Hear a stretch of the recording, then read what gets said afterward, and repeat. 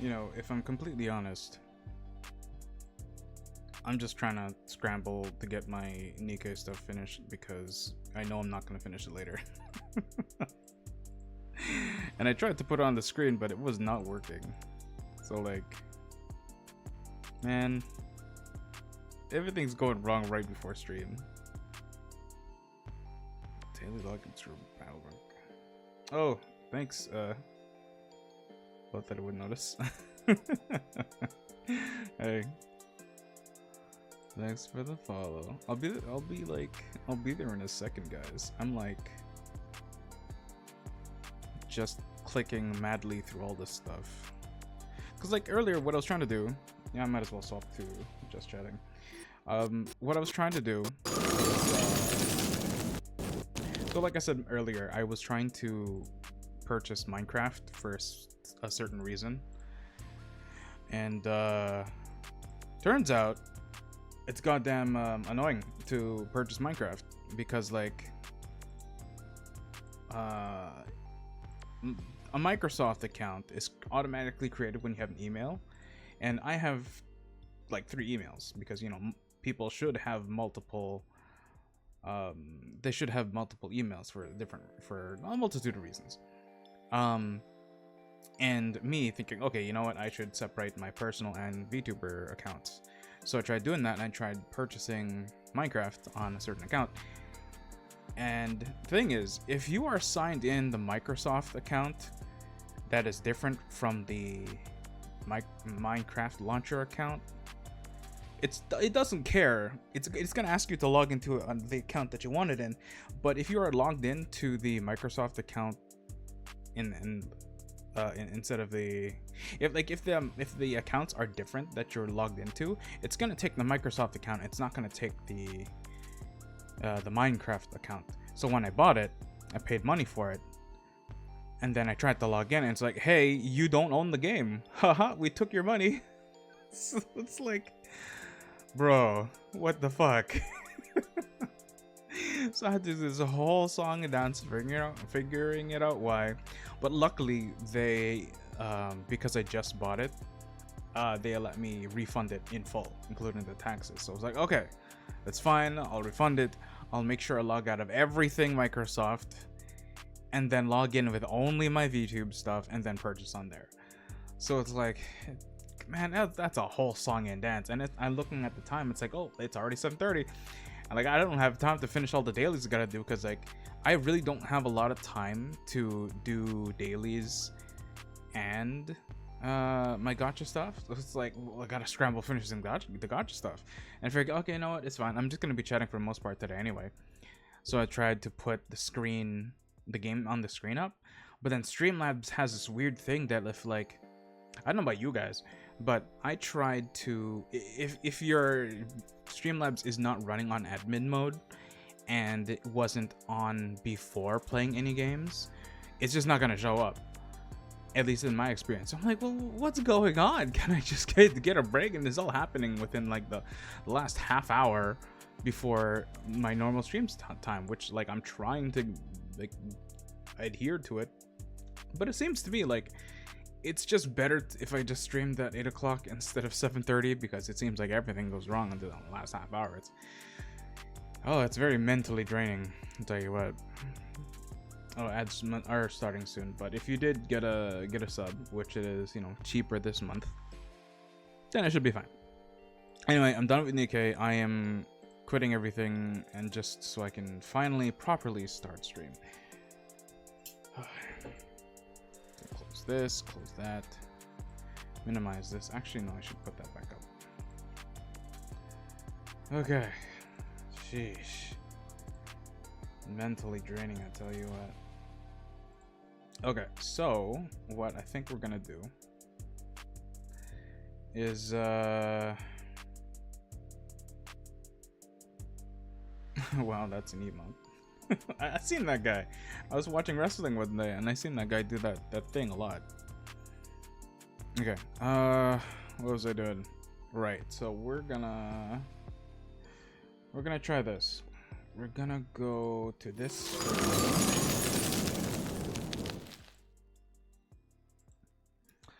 Okay, we're gonna go to this screen, and what I'm thinking, because this is just chatting, but I'm also like prepping for D&D. So the thing is, when I play D&D, rather when I DM D&D, when I am the dungeon master, when I'm the scenario writer, I typically, like, I as a person am I like festive things. So when there's a holiday IRL, typically I'll make some sort of excuse in game, whether it's my long-term campaign or the if it's my long-term campaign or some other game that I'm hosting, because I've ran up towards like 3 different D&D campaigns at the same time running, and that was just when I was like really into D&D.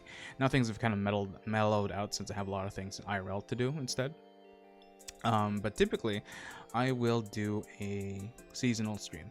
So when it comes to Christmas, I'm running a Christmas game or a Christmas themed game. When it's Halloween, I'm gonna run a Halloween game. And guess what month it is next month? It's October, because it is now September. So we got a whole month to prep.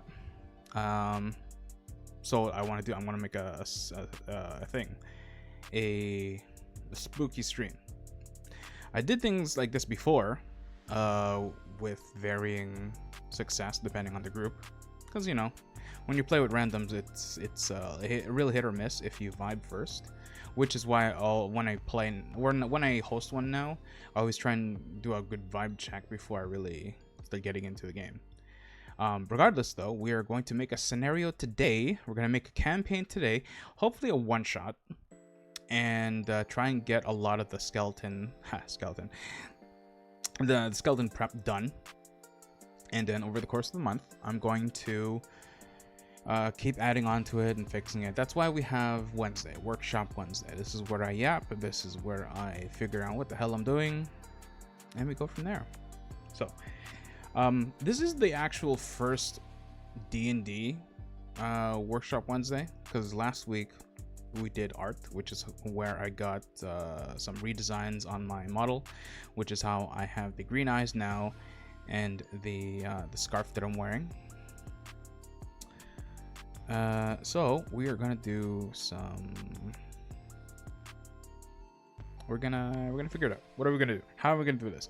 I was thinking text document. I know it's not gonna be the most exhilarating thing to see, but I mean, I kind of have to do that. I'm the DM, Alternatively, I was gonna bring up Tailspire, which is my 3D virtual tabletop that I play with my friends, because they all have a copy. But the thing is, if I only prep it in Tailspire, well, if I'm playing anyone outside of my friend group and it's gonna be playing with other streamers and whatnot, well, then they can't exactly play with me unless they also have Tailspire, which, I'm not going to ask someone to buy a game, just for me. That's just dumb. That's just inconsiderate. So there's that, And the thing is, I am completely not fresh out, but like, we're doing this from scratch. Like, I had nothing written for this, and that's what we're going to be doing now. So I guess I'm going to open up a... Like, the thing is, I don't have Microsoft Word. I do not. So I'm gonna do, let's open up the closest equivalent. WordPad. We're gonna open up goddamn WordPad, the free version. Oh, Jesus is looking for my printer. Okay, I guess we're gonna go with screen capture today. Screen capture, it's gonna look at this, and there we are. Screen capture.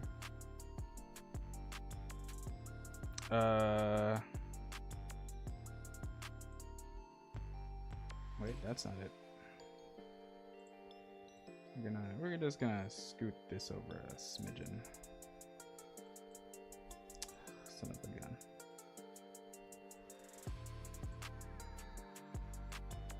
There we go.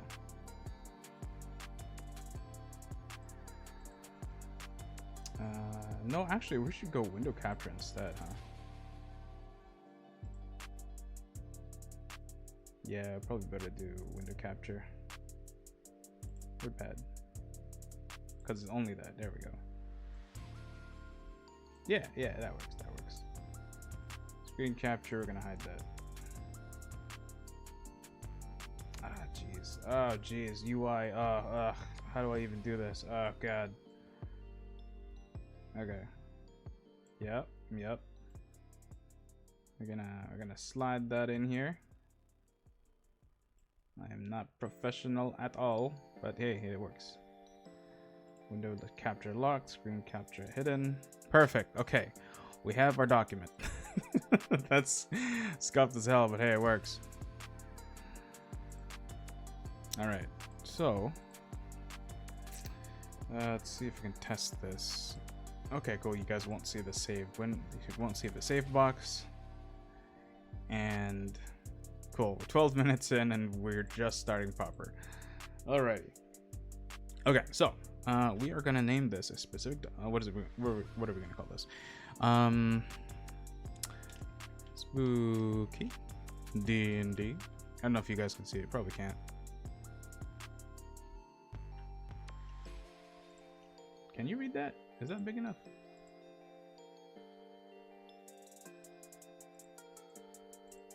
What is this? Emote wall. Why is the emote wall there? Silly. Okay, now I get it. Okay, cool. So, hopefully that text is big enough. Spooky D&D. Now, for October.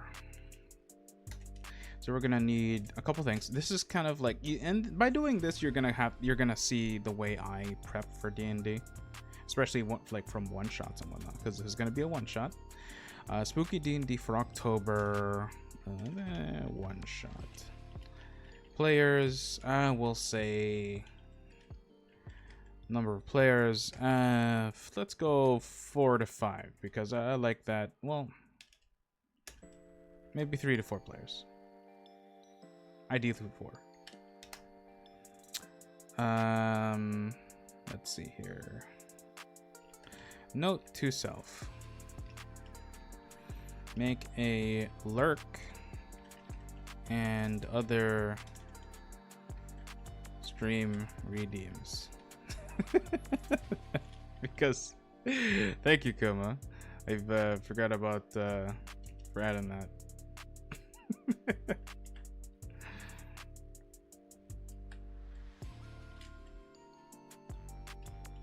Okay, number of players 3 to 4. Let's see here. So, we're gonna need a scenario. We're gonna need monsters. We're gonna need terrain and obstacles.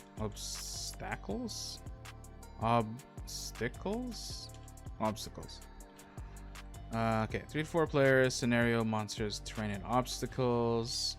We're gonna see player. Wait, no. We're gonna go player level. For one shots, especially if they're beginners, I want to say 5 is a good if you kind of know what you're doing, because that's your first power creep, your first milestone in levels where you do get a bunch of new abilities. But for new players, I like to start at 3 because you don't get too much, but you don't get too little, in my opinion, if you are starting out. Player level 4. According to familiarity level, we're gonna say 4 beginner. Let's say, what's another one?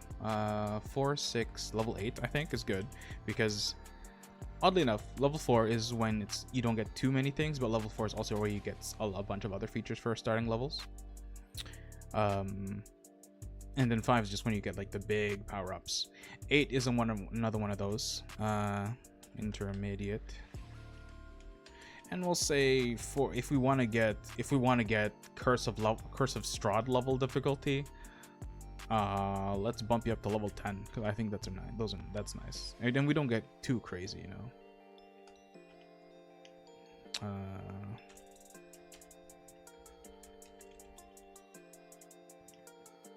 Let's call you a D&D enjoyer, level 10. And just for my own sanity, so it actually fits on there. Make a lower thing. Scenarios, monsters. Okay. So for the scenario, or rather, before we write the scenario, that's good. Monsters to include. So monsters to include in this situation. Okay. Let's say you're level 4. We want to add skeletons. God, poopy. Why does it keep doing this? I hate it when they have the default add like spaces between these things. It's annoying. Level 4. Party level 4. Skeletons. I think this is a good one.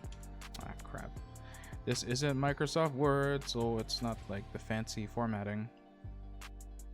I guess I could have used Microsoft Edge, not Edge. It's not Microsoft Word, but it's the one that you use on Google Docs. But unfortunately, or fortunately, it depends on how you look at it, my stuff is still synced as personal, so it's like, I don't want you guys to see my bookmarks and whatnot. So we're using this jank program. Maybe, you know, instead of this, let's see. Actually, maybe I can do this. Maybe I can do a little something fancy. Let me see. Maybe we can finagle some stuff here. Do I have Firefox still online? No, I don't have it. Poopy. Oh, unless I can just hide my bookmarks, and then in which case that's fine.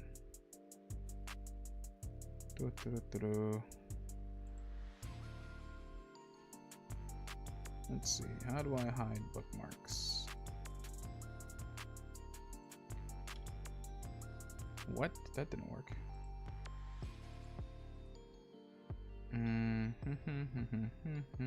Okay, that's not working. I think this is the case where we're going to use screen capture. But that is kind of dangerous. Nah, I shouldn't do that. I don't want to accidentally reveal things. Okay, you guys are just gonna have to be content looking at my text screen. I'm gonna use my Explorer to find out some information. Okay, let's see. Let's open up my books for Dungeons and Dragons. Let's see. All right. Here we go. Yeah, let's put on my other monitor. Okay, monsters to include. What are some good monsters that we could do in a D&D campaign? Well, naturally, skeletons is going to be one of them, because spooky, scary skeletons. You can't have a Halloween-themed D&D game without skeletons. You know, the problem with the skeletons is that they are so weak. You know, and it really is for lower level players, which I think is I think this might be the people who I might be playing with. Who are not totally familiar with D&D, so I think we can get away with this. So if anything, maybe that's what we should do. We should forego this. We're going to just bump them to level 4. And then we're just going to assume that they are indeed level 4. Make this easier for me, the DM, as well as the players. I'm not going to like overwhelm them with stuff. But we want to be creative with the types of monsters that we use. We could use classic monsters, but, you know, I don't think it's going to be as fun. You know? I mean, I think we can also mix it up, because I think having the familiarity of the monsters would be nice, because you can, like, you know, you see the monster and you know what kind of things in your mind might be, you know. No, don't worry, Tyler. This is not for you. This is not for you. This is a generic game that's gonna be used for anyone, really. And this is just, and it's not gonna be like the full thing, so it's fine. You can stay. Let's see here. So let's look at the kind of monsters that we can deal with. Let's open up a bestiary. You know what's a good one is a good A good book to look at when you're thinking of scary games or like a horror themed one, Curse of Strahd. Because while that itself is a module, I've heard there are traps and monsters that are like pretty good to use in there. So it's just gonna be, you know, something for inspiration, if anything. Oh, thank you for the sub. Enjoy your emote, your singular emote, as well as your new founders badge, which there's a limited supply of. Speaking of which, the artist that I commissioned is actually working on the emotes now. So by the time they're done, you guys will have emotes within maximum 2 weeks. But I have a feeling they're going to be done earlier than that. That said, let's go find us a monster. Is there a way to filter through different books? Because my physical book is upstairs in a room and I don't want to go get it. But Grizz, you can see in the bottom of the screen it says bonk redeem. I'll work on it, okay? I might not have time to do it tonight, but I will do it. I will do it. Let's see here. Actually, instead of going through the books, let's just go to the internet, right? Because the internet is a hive mind of assholes and creative minds. So let's try and sift through the creative minds. I'm going through Google right now. I'll open up my browser and I'm going to search Halloween themed D&D monsters because that's an easy out. Oh, I'm already seeing some good ones. Let's see here. Well, the aboleth. Oh, the dear aboleth. That creature I actually used once in a game, and that was pretty fun to use. Although I do have a tendency to gigantify my monsters. The ones that my players fought it was quite big. And not in like the sussy way, it's like it just sucked for them. That said, I am seeing some classic ones that do remind me of Halloween. Werewolf being one. Witches. What else? What else? Jack. It's not really a monster though. But you know, we'll put it in there just so. Okay, so jack-o'-lanterns. Maybe you should be a DM here. I'll be honest. It does take a lot of work to be a DM. And it's not like it's a one-time, oh, you worked hard and then you're done. It's a constant thing. Used to make a jack-o'-lantern and an enemy. I could. I'm pretty sure I could. I could turn it into a vehicle too if I really wanted to. Okay, zombie is another one. Easy. Maybe I can throw in a plants versus zombies events or item. Just, you know, for shits and giggles. Find a sunflower, gives you resistance to, adds sunlight, it gives divine damage to your attacks or something. Find a bag of peas, get a ranged attacks, I don't know. Ghosts are a good one actually. Low level characters will have difficulty dealing with ghosts because until they hit higher level threshold, ghosts have a lot of resistance to non-magical attacks and you can't really touch them, so you can throw ghosts at people at low levels and like they'll have a hard time with it.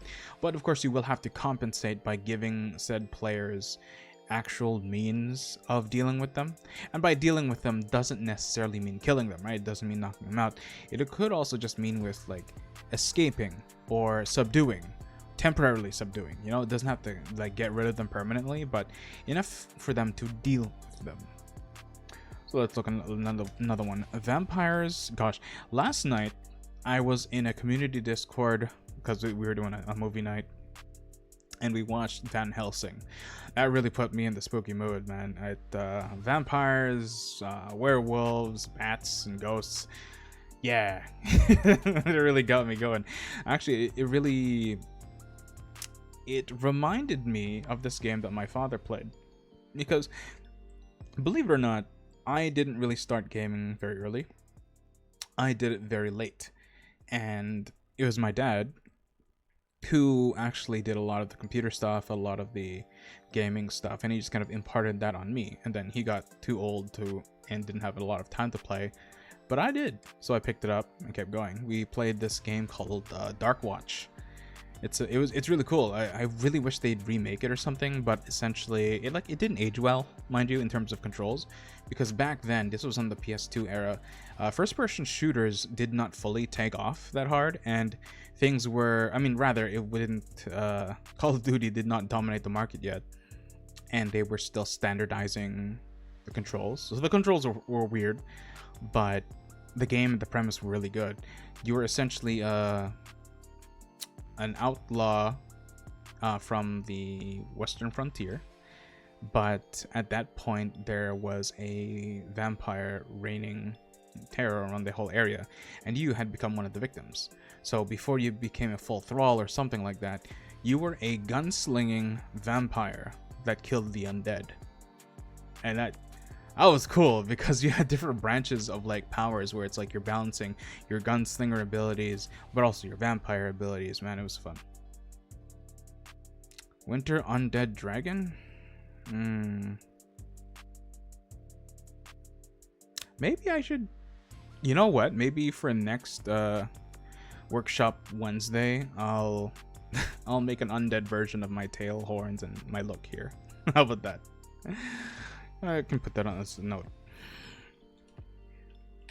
Also, for another workshop Wednesday,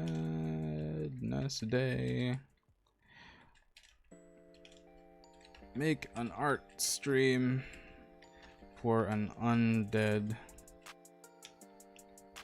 winter cosplay, winter model. I think that'll be fun. I should quickly save this file somewhere, actually.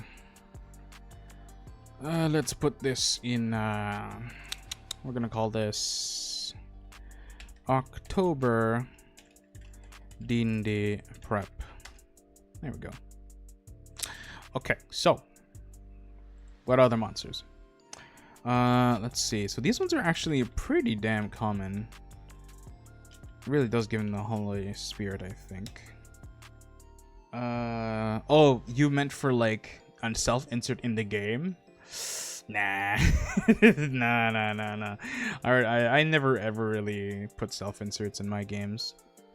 I did it like one time, and that was just because I was using a character that I played as. Just because it was easier to create an NPC on the fly, be like, I already know this character in and out because I played it. So here it is. I'm not just once, I've done it multiple times because I've played multiple games as different characters, so it's easy enough to be like, it's this character, it's that character, because that was me. That said, ooh, an ooblex. Do you guys know what an ooblex is? I've heard of this before. Yeah, ooblex is featured in Mordenkainen's Tome of Foes, and while it's one of the most gruesome monsters in D&D, it has one of them. Oh, okay, I was just talking nicely about it.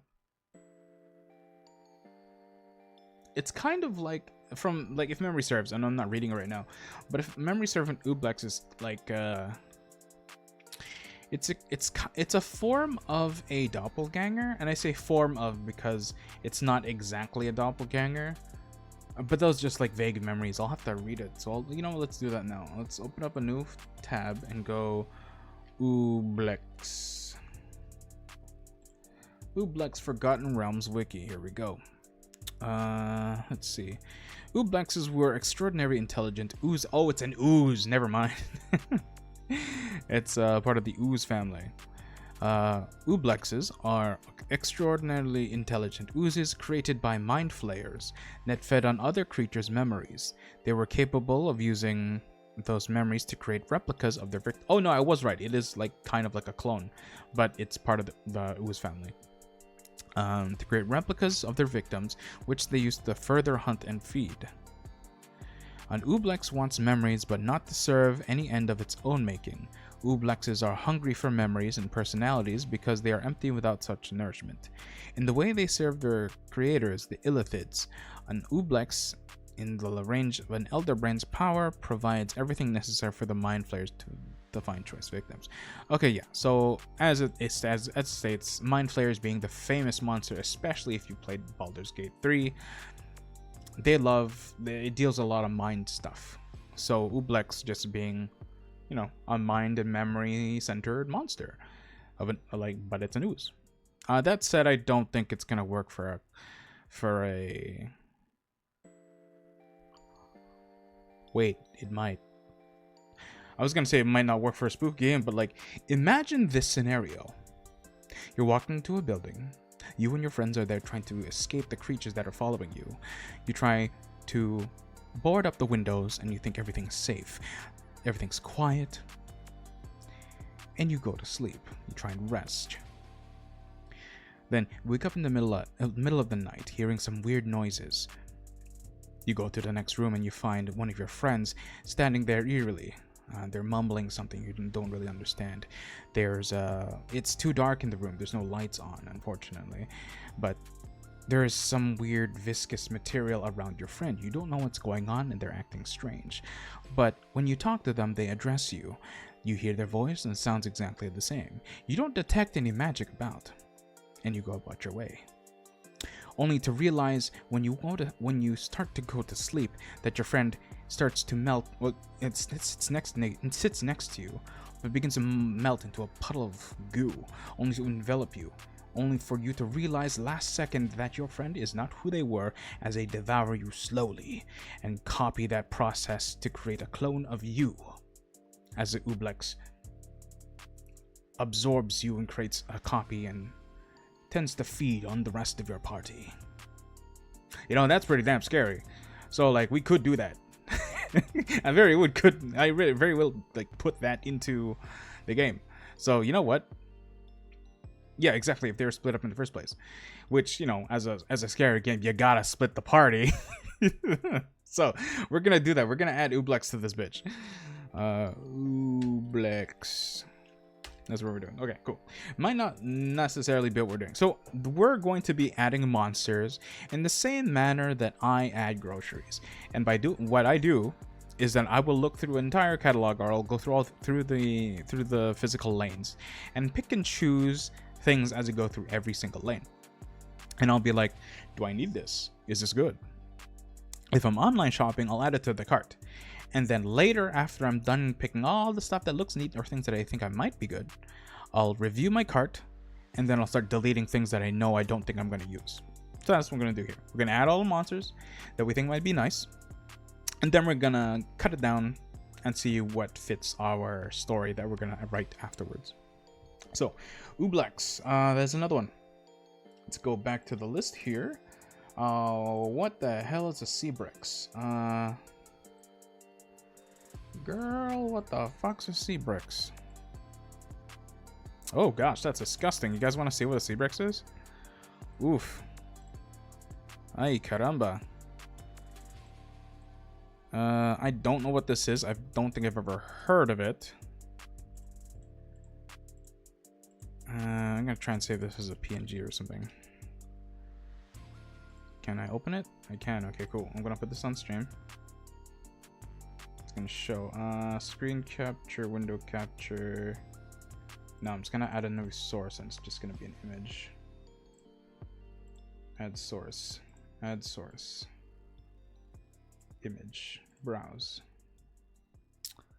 Seabrix. Look at this sucker. Ain't that an ugly son bitch? Let's see what it does. Let's close this image and actually look at the Wikipedia. Seabrixes, pronounced Seabrix. Okay, Seabrix, were warped or Obirith demons. Okay, what the hell's an Obirith demon? Let's go down the hall of information. Obirith were an eldritch race of demons so ancient that they predated mortal life and even the existence of gods. So really old-ass creatures, old-ass demons specifically. Simply looking upon their strange shapes would drive a mortal insane, and even the cosmos itself was horrified by their presence. So I guess I'll show this as well. Just so we all understand what the heck we're looking at. So PNG, we're gonna download that image just for stream to show. We're gonna move this over to the side. We're gonna add another image. Image, add source, new source, image 1. Here we go. All right, so these suckers. So let's go backwards. The sea bricks is on the left. These are warped Obirith demons. And Obiriths are these things, which predate mortal life, sin super old, and they already make people crazy just by existing. Cool. So these are the warped versions. Now, continuing from the article. These are capable of manipulating flesh by grafting abysmal matter to it. Lovely. They had spawned several breeds of the proliferous Tanar. Boy, I love it when articles speak in goddamn jargon, so then I have to look at a Wikipedia article for every single word. What is this? Okay, so going back. They had spawned several breeds of the proliferous Tanari through their unholy experiments and continued to modify and mutate after the ascent of their creations. Okay, so old demon race gets mutated, become a Seabrix. Seabrix create the Tanari, and they're intelligent enough to make other creatures. The Tanari are dormant races of demons in the abyss. Evil souls warped by its raw chaos. Okay, so big old ass demons making new ass demons. Cool. And this is the warp version that you see before you. Jeez, we're learning today. Alright, let's hide this monstrosity. Alrighty, cool. No, we're not adding that into the game. I mean, technically we could. Maybe we can make it a, because if it's a demon that creates other demons, we could make it the big bad and, like, you know, use that as a story catalyst to be like, hey, town's being overrun by a bunch of these demons. Where the fuck are they coming from? Hey, adventurers that you are hired just recently, go figure it out. You know, we could do that. And they would have to figure that out. Of course, the big story beats I'm not going to say on stream, but it's like the obvious stuff we can say, you know? So, but Seabrix, I don't think I'm, you know, where's my mouse? Seabrix, possible, one shot big bad, question mark? Maybe, probably not. If anything, I would say the vampire would be the big bad, because they are super intelligent. They're the ones who can make thralls and whatnot. There's also a lich. I think that might be a little strong for a level 4 party, but you know what? Just to check myself before I wreck myself, what is the CR of a lich? D&D 5e. Lich CR. True, a doppelganger would, but I don't think I'm gonna make a doppelganger like the big bad, you know? They don't seem like the type to orchestrate a whole operation that the adventurers would stop, right? I think at the very most, a doppelganger might be just a problem that they have to deal with. You know, like they could just, you know, Among Us D&D, you know? Which, mind you, I kind of did the other day. No, sorry, I say the other day, but it's probably been like 4 years since I did it. This was before COVID. I was playing with, I was dungeon mastering a game for a bunch of friends, IRL, using a custom game of Dread Tower. Or rather, it's called Dread. I don't know if anyone here is familiar with the game Dread, but essentially think D&D, but instead of character sheet, instead of dice, you're just playing with a tower of a Jenga tower. That's literally, you're playing with a Jenga tower, and depending on your actions within the story, the game master would tell you to go pull a brick, you know, and if that bitch fell, well, ooh, you're in a big heap of trouble. But we played a modified version of that because I made character sheets and dice. So you actually played with the character sheets, dice, and a Jenga tower, and it had each of my players create their character sheet based off of their IRL selves. So they had like medicine skills, they had tool skills, stuff like that. Hold on, red hats. Now what is that? I may have been a D&D for 6 years plus, but that doesn't mean I've actually kept up with a lot of the Wizards of the Coast actual things. So let me see. D&D red hat. Is that like the oh, it's these fuckers. The gnome like assholes from Baldur's Gate. Well, I say from Baldur's Gate, but Baldur's Gate is from Forgotten Realms, and Forgotten Realms is official D&D. Rather than red hats, it's red caps. How dangerous are these guys actually? Like actually. They're CR3. Mind you, my players are going to be level 4, so they could take on a red cap. What exactly are these things? Resembled small, tough, and elderly human men or undersized wizened gnomes, standing to 3 to 4 feet tall and weighing about 50 pounds. They had hunchbacks, blah blah blah blah blah. Personalities: vicious, cruel. Red caps were insane serial killers who thrived on the others' pain and dipped their caps in the blood of those they would kill. Desired only to murder and cause carnage and mayhem, and acted only to satisfy the bloody impulses. However, their instinct to survive and need to soak their hats in fresh blood was the root of their murderous nature. Favoring attacking head-on, they had no sense of subtlety. Even when they had to be stealthy, their heavy iron boots made them noisy and menacing.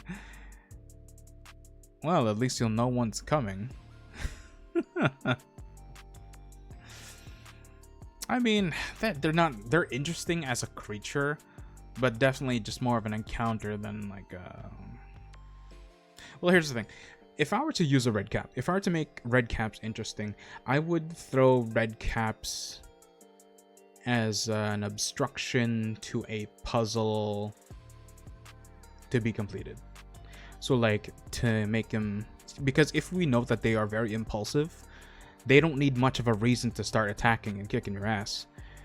So if anything, I would give them a puzzle, and to avoid them from taking too long or finding alternate or easier solutions, hey, look at that, there's red caps around, make sure you open this door quickly and finish the puzzle quickly, or else you will die. That's how I'd use them anyway. And I suppose we could. The thing is, because we haven't written the actual scenario of this game yet, that we can't determine which monster specifically we can use, right? Because it has to make sense, or rather it should make sense. If I'm going to use a red cap, it would make sense as to why they would be here. I'm thinking like, oh, we're definitely gonna go in a graveyard or something. Well, maybe a red cap's not really gonna have much of a reason to be there, because these things apparently live more, well, I'm assuming in swamps. But let's check. Description, personality, abilities, combat, society. Okay. They're loners, blah blah blah. Brawled incessantly. Homelands can be found all around Faerun, but they are a special threat in the halfling realm of Dwerin in the forts. Okay, so it doesn't really say where they hang out a lot, so I guess I could really throw them anywhere. Unless I'm just like not reading deep enough, which is totally possible because it's a long article. But red caps, I mean, we could work it in if I really wanted to. I feel like it's more work to put those things in there, but I'm gonna throw them in for the list for now. Red caps, CR3. Oh, speaking of CR, that's what I wanted to do actually. We're supposed to look at the CR of liches. So what is the CR for a lich? It is a combat rating of 22. Okay, we are not fighting a lich. CR 22 means like you want to have your players at a relatively high level. Level 4 ain't gonna cut it. Maybe a demi-lich. What's a demi-lich? I think they were like half or incomplete lich. D&D 5e demi-lich. It's just a skeleton. Tiny undead, unnatural evil. Blah blah blah. Resistances. Immortality gained to a lich lasts only as long as it feeds its mortal soul, so it's phylactery. If it faltered, blah blah blah blah blah. So what is it? Give me a description, damn it. Special traits. No, I don't want that website. Give me something else. Okay, let's type in something else. What is a demi-lich? A demi-lich is a creature that exists only partially in this dimension. Depending on the age of the lich, it may have anywhere between 50 to 85% damage reduction. Demi-lich is ethereal. Oh, okay, so it's like partially here, but not fully. Okay, well, what's a demi? So, okay, so to like a quick scenario then, a demi-lich who wants to come back, and it is only partially in this reality, needs time to come back. I mean, it needs help to come back to like the full form. So in order to do that, it's using what current power it has to manipulate those around it and summon minions or something so that they can help the lich become full. And the adventurers are there to stop them.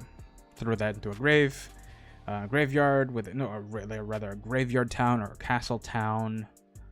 Put in a horde of monsters. Put in some items that might help them. Full-on survival mode. I think that'll be good if this is where we're going. But demi-lich CR. Let's see. What's the CR of a demi-lich? CR 18. Okay, so not too much. But I mean, we can always make a custom demi-lich, right? So demi-lich, you're gonna go on the list. We could do an illithid, although those seem kind of lame. Not lame, but like everyone knows what the hell they are. It doesn't exactly scream illithid. It doesn't exactly scream Halloween though. You know, you don't exactly think Mind Flare when you think of Halloween. When you think of Halloween, you're thinking skeletons, werewolves, witches, ghosts, vampires. You know, you're not really thinking about the other ones. Zombies. No, maybe not even zombies. Zombies isn't really synonymous with Halloween. But you know what? Black cats are. So maybe a black cat NPC for guidance or something. Oh yeah, I can think of a lot of things because you can make them a druid. You can make them wear some sort of magic item so they can speak to the party. Maybe they have to protect this black cat from all danger while it guides them to somewhere. So it'll be like a big escort quest. Except D&D being the way it is, you can have a lot more fun with it, and it's not just, oh, the stupid NPC is doing stupid things and is gonna get itself killed, like in video games, which is why no one likes those type of quests. You know, escort quests are only shitty when the NPC you're trying to save is killing themselves. But, you know, if it's smart, which it should be, especially in a game like D&D, it's not going to do something like that. At least not intentionally. So, Black Cat, NPC, in brackets. What else? Let's see. Headless Horseman. I already know what I'm going to do for that. I already want to put this there. Headless Horseman. So, thinking about Headless Horseman. Think about it. Headless Horseman. Spooky. Scary. Ghost. Horse. And horse for me means chase. Spooky chase scene through a dark forest. Okay? That's already an encounter. It's already different from a standard turn-based fighting. You actually have to deal with any obstacles. You have to try and deal with your horse. You're trying to deal with your horse that is scared, and you're being chased by this ghostly ethereal entity that you do not know how to fight. And your best option is to run, but this thing is damn fast. So you gotta go from point A to point B while blah blah blah. The stuff writes itself.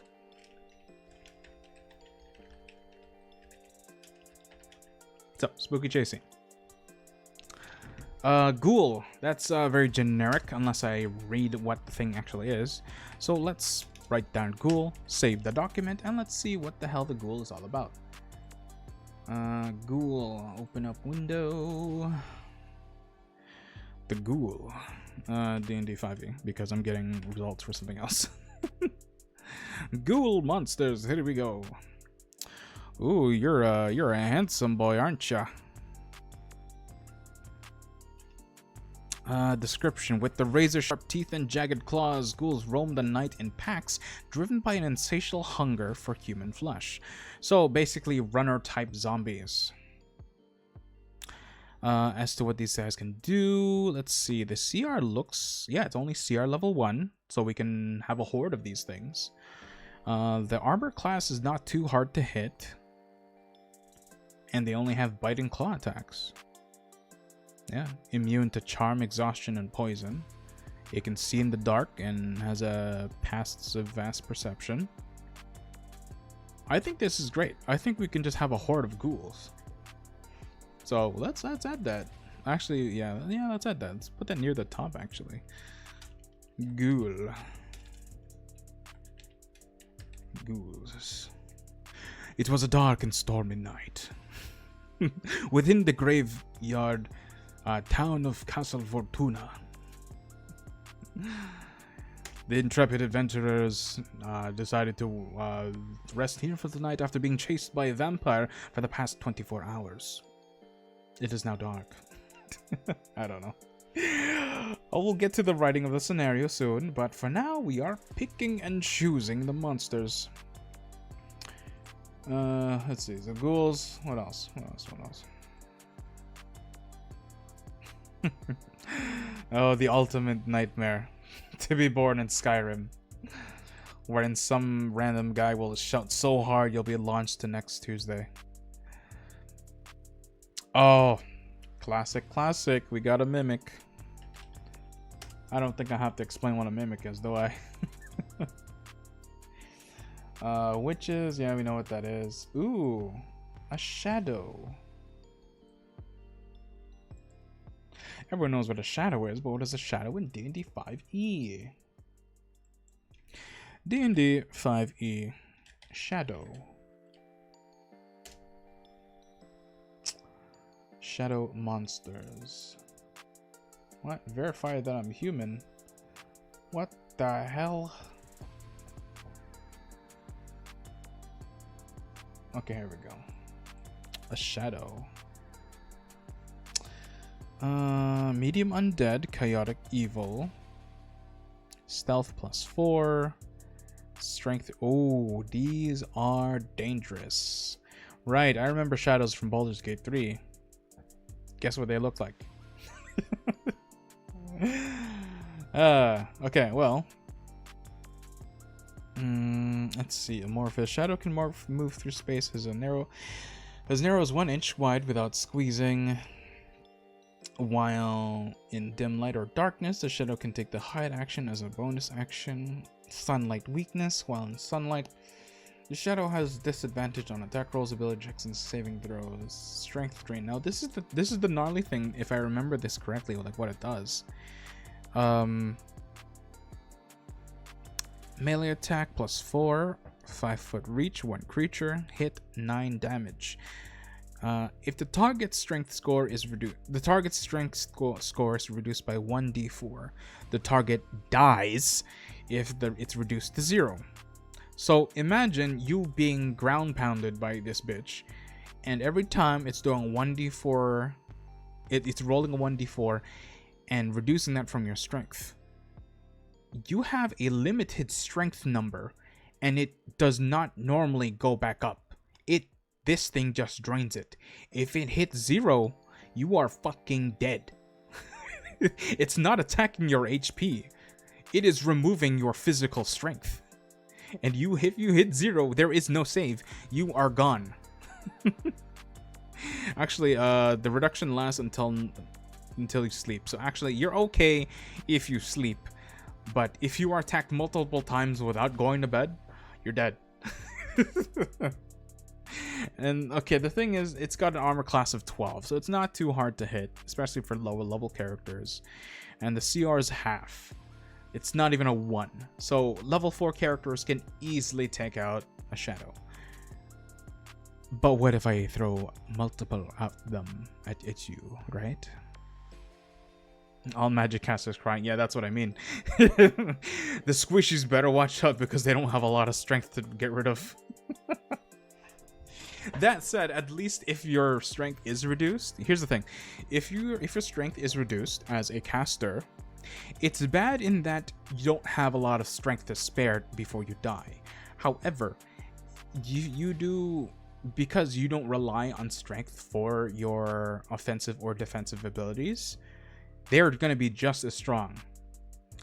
If you're something like a barbarian, though, you have limited time to fight back, because you have some time to fight back because you have such a high strength pool.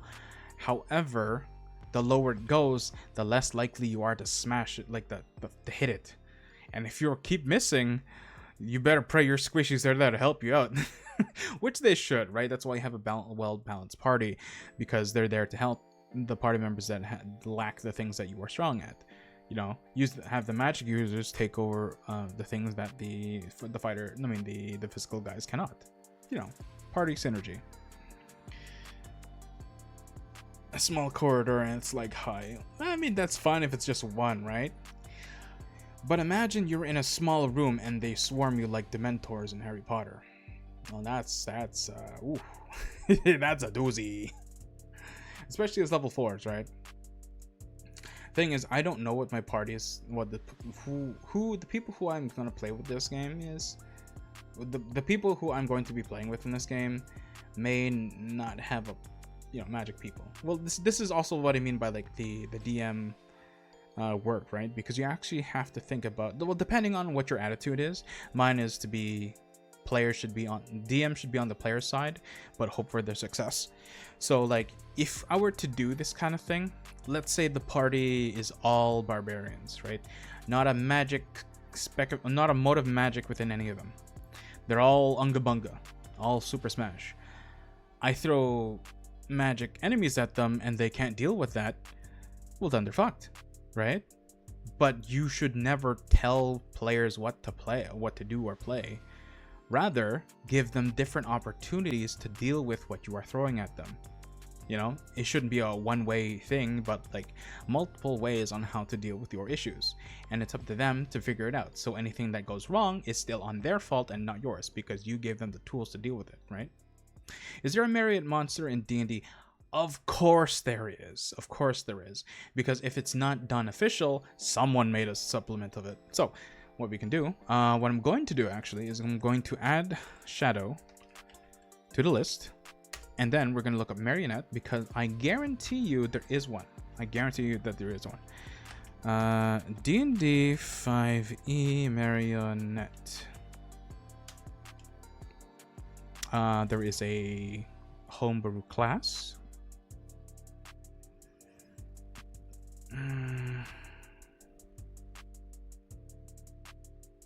And a homebrew monster. Yeah, it's all homebrew. Yeah, exactly, Grizz. That's exactly what I mean. I don't want the class. Let's say Marionette monster. There we go. Yeah, fun one. Skill puppet, Marionette. I'm getting a lot more player stuff rather than monsters, so it's more like a living doll type of thing.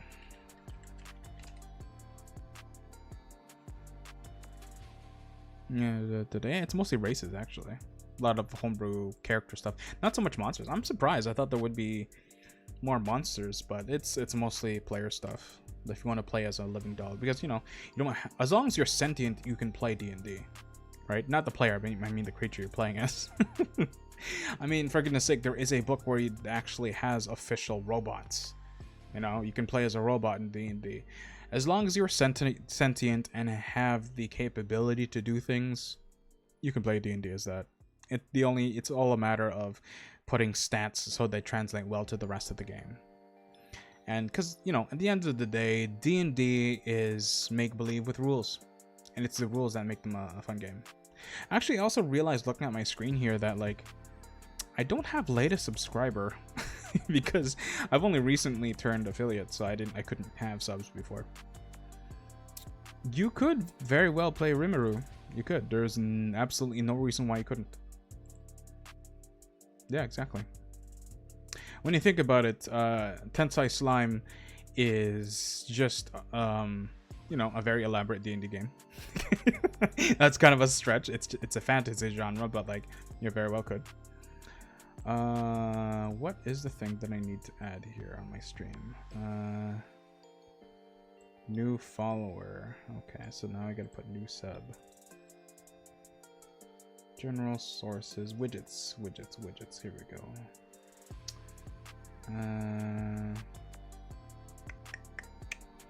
Game widget, Paul, media share, viewer count, follower. No, how do I do this? I think I did it on the different dashboard. I think that's what it was. So what if I do this? Copy new follower, change it to sub.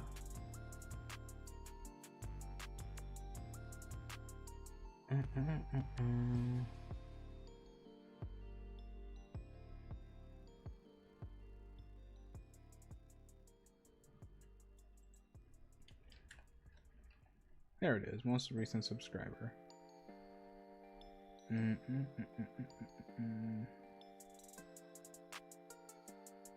Done.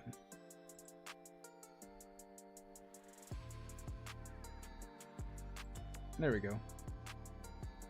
Easy.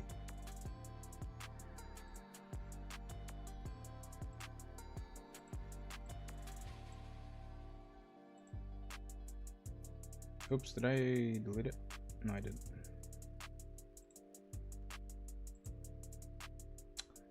How do I rename this? Rename.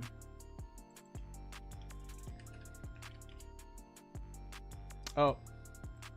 You know what? That's fine. That's fine. I'll leave it be. Anyway, back to the thing. Shadows. What else was there? Okay, okay. So we did ghosts, we did vampires, we got we don't have devil. But devils is a very broad thing to add. So I think I'm gonna forgo that just straight up. Werewolf, aboleth, nah, banshees. Banshee's a good one actually. So let's look at banshees, what specifically we can do. Let's see. D&D 5e. Banshee. Banshee, monsters, here we go. Banshee, medium undead chaotic evil. Okay, yeah, I've fought this before. A woeful banshee is a spiteful creature formed from the spirit of a female elf. Oh, interesting, it's specifically an elf. Its face is wreathed in a wild tangle of hair, its body clad in wispy rags that flitter and stream around it. That's its description, but what's the lore? Well, considering it's going to be a one-shot, the lore doesn't matter too much. As long as it kind of fits what we're doing, right? Then it doesn't matter. Let's see here. Incorporeal movement, corrupting touch, horrifying visage. Each non-undead creature within 60 feet of the banshee can see her must succeed on a DC 13 wisdom save or be frightened for a minute. Okay, so you're running from the banshee. A frightened target can repeat the saving throw at the end of each turn with disadvantage if the banshee is within line of sight, ending the effect on itself on a success of the blah blah blah blah blah blah blah blah blah. Okay, so horrifying visage is an ability that makes them run. Cool. So a form of CC. Corrupting touch, it's its basic attack. Wail once a day. Banshee releases a mournful wail, provided that she isn't in sunlight. This wail has no effect on constructs and the undead. Hey, there you go for you robot players. You will be fine. All other creatures within 30 feet of her that can hear her must make a DC 13 con save. On a failure, the creature drops to 0 hit points.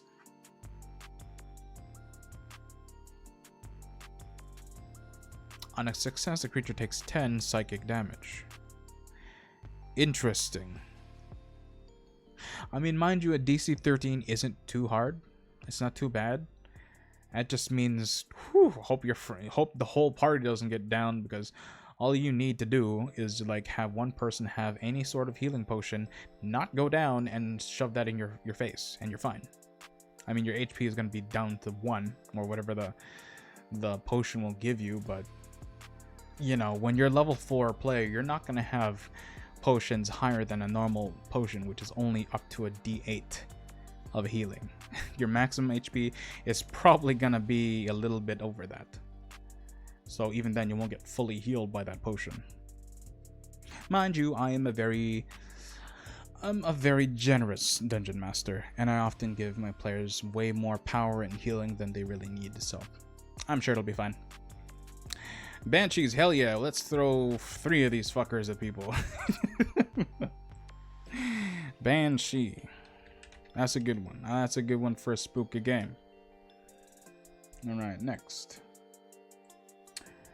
Frankenstein.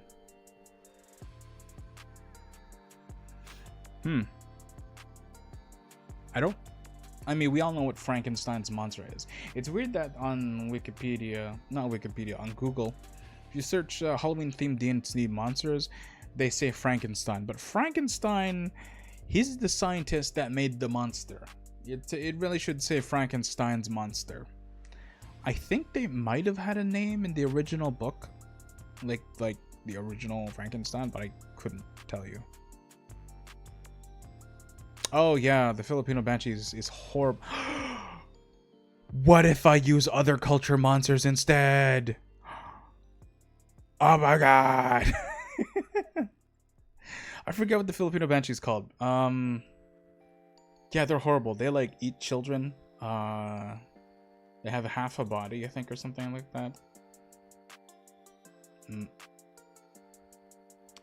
Frankenstein is technically a construct, but it's using flesh as a lot of materials. It's not so much, you know, it's not a robot, you know. The Malay male equivalent of Pantan Panak. I don't think I'm familiar, but I do know what Filipino monster you're talking about. It's like the I forget. Actually, yeah, an Indonesian ghost story. Yeah, definitely. A lot of Asian horror stories are horrific. Like a lot more scary than the Western ones, I gotta say. Western ones are more like for entertainment. No, sorry, it's not what they're for, but rather they feel more entertaining than they are scary compared to the other, like any non-North American culture. Like, and that's just my opinion, of course. There's yeah, especially like media hasn't helped, right, guys? That being said, there is a Filipino YouTuber that I was shown years and years ago. I forget his name, but he made songs. He made a song of all the like Filipino mythos, and it's hilarious because he cosplayed them all. And when he was making the video, I kind of want to show it on screen. Actually, maybe we can quickly watch that real quick, because I am actually curious myself. Here, let me bring up my own feed here. Let's see. YouTube Filipino monsters song. What was his name? Oh, there it is, Mikey Bustos. He showed up right away. 1.4 million followers. Yeah, it's this guy. Filipino mystical creatures rap. It's here. It's right here. Oh my gosh. Okay, hold on. We gotta put this on stream. Let me ay caramba. All right. Let's turn off the music real quick, and I'm gonna have to figure this out so I don't show you guys my entire screen real quick. How am I gonna do this? We are gonna actually, let's expand the emote wall real quick, and then we're gonna close that. I need to put some sort of blank screen or something. Oh, I know what to do. This is how we're gonna do it. Nope, not like that. There, we're gonna put my room up here. Oops, I didn't mean to shrink. Okay, so what we're gonna do is I'm gonna put, let's see, that's VTube Studio. That's gonna be the very, we're gonna put VTube Studio at the very front. So you guys can't see anything except for me. And that, actually, no, let's go to a castle. No, that's, yeah, there we go. That's cozy, isn't it? That's cozy. VTube Studio. Where is it? I need to edit you. There it is. Makes it a little bigger. There we go. Okay, so we're gonna do that. That way you don't see my screen. And then we're gonna window capture. No, I'm using window capture. Gonna do this. We're gonna, nope. Window capture, we're gonna unlock it. Gonna make it bigger. And then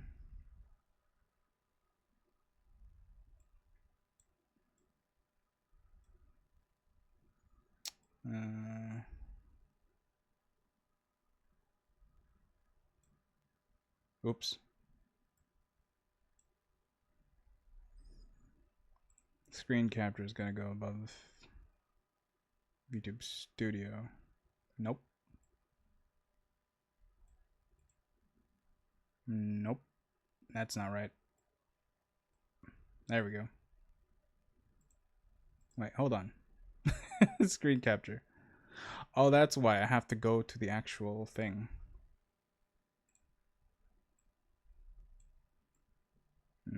No, that's not it. Hold on. Ah!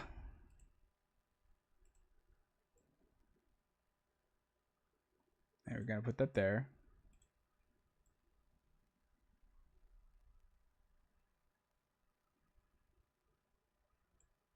There we go. There we go.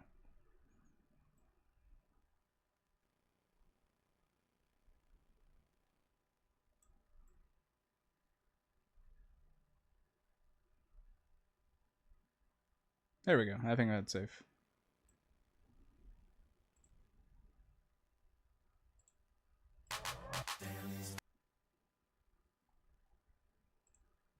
Mikey Bustos. Popular. There it is. 9 years ago, 21 million views. Goddamn. I'm gonna, oops, that's me. Why is VTube Studio not locked? VTube Studio needs to be locked. Screen capture is now locked. Window capture is fucked. Window capture, why are you so fucked? Stop being fucked.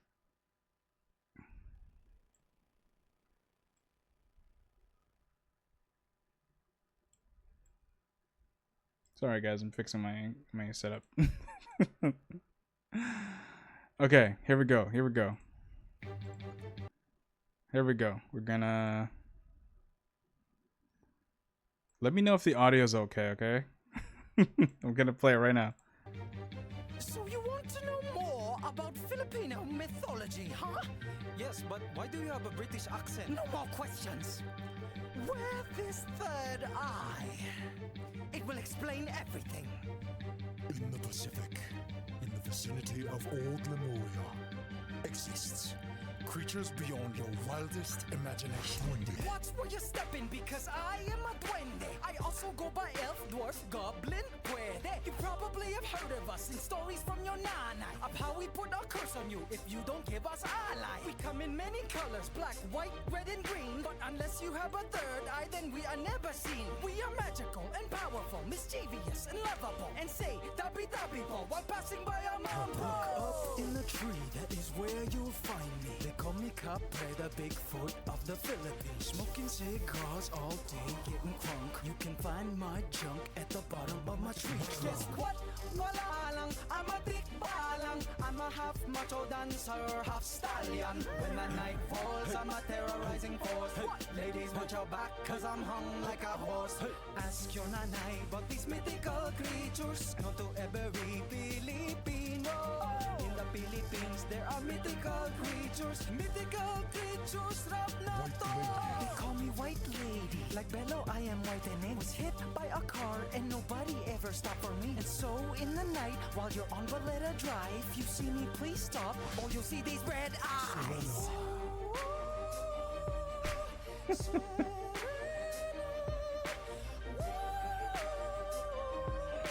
I saw this shit as a kid. I'm a Filipina mermaid. Sex appeal with hydration like I'm Gatorade. But if you get too close to this beautiful girl, I'll pull you deep down till you're part of my world. Yeah, exactly, Grizz. By night, I'm a half-bodied manananggal. Manalangal, that's it. It's the thing you were talking about. Aswang. And I hate bawang. I have long tongue, bat wings, and maybe that pregnant lady will feed me her baby. You can try to stop me, but catching me is tough. Cause the only way to kill me is to find my lower half. Yeah, they were like half a body. That's fucked up. In the Philippines, there are mythical creatures. Mythical creatures, rap not Floyd Mayweather. I'm Mayweather. Yeah. I'm gonna beat Pacquiao. Right at the time when this was coming, the Mayweather and Pacquiao fight was still going. Oh shit, this was so topical. Which, like, I remember the ending too. He won, like, Mayweather won by decision, and everyone was shit talking Manny when it's like, I'm sorry, how many punches did he land? It was by decision, and like, nah, that was a lot of things stacked upon him. Like, no way. And the thing is, Manny was like, if every single Filipino knows about Manny Pacquiao. He is a national legend. Even if you're not from the Philippines, if you're like me, who just like your parents are from the Philippines, but you just happen to be Filipino, you know who Manny Pacquiao is. He is super humble. He is like, he's super religious. He's not a bad person at all, like in any of his public images and whatnot. But during this fight, people were, unsurprisingly, saying shit that like, oh, he's so cocky, he does this, he does that. But it's like, no, that's just what you're used to, with the whole, it's a whole different culture thing. So it was really upsetting to see that it's won by decision and everyone's talking about him that way. I was like, nah, you have no idea what you're talking about. That said, this is fucking hilarious. It was very topical. Hey, what happened to my beat? No, don't worry. The characters in this video are mythical and are not true. Except for the duende, they are real. Man, this guy. Boy. Go Pacquiao! Jeez. What a time, man. What a time. Was this a screen capture? Yeah, it was screen capture. Okay, let's put that away. Kind of curious, what else did he do? Let's go sort by popularity.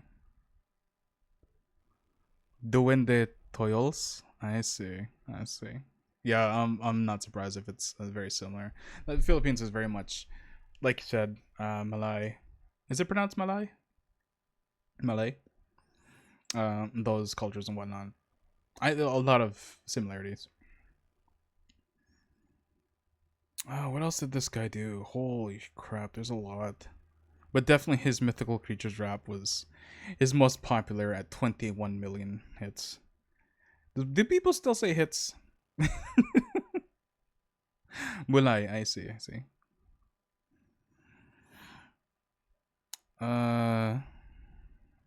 Big Eater, I put it in my soup. If apps were rappers. Oh gosh. Yeah, this is a lot of Nakipustos. What did he? Does he still make stuff? Well, that stuff was 7 months ago. Before that, 11 months ago. I mean, I guess there's only so many things you can do with Filipino being your main. Ooh, he actually really didn't do a lot of stuff on this channel because it goes from 7 months, 11 months, a year, then 2 years, and then 3 years. Wow. Oh well. Anyway, enough of that. What were we doing? You're asking your old man? All right. D&D. Okay, you know what? I think in terms of monsters, I think we're good because there's a lot. These things. The thing is, these monsters, they're not super interesting. So I might have to compensate with a more interesting scenario. Part of me still wants to look at something more like better, right? So before we switch to moving to the scenario, I'm gonna look at the interesting D&D horror monsters because maybe horror might be the best thing to do. Okay, it's giving me gelatinous cubes. It's an old favorite. Ooh, right, monsters from the abyss. That's always a good one. Abyss. Oh, I should put on the music back on so it's not completely quiet here.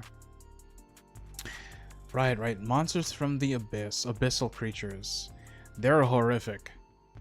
Actually, what a good monster that I know of. This I was actually run by my friend.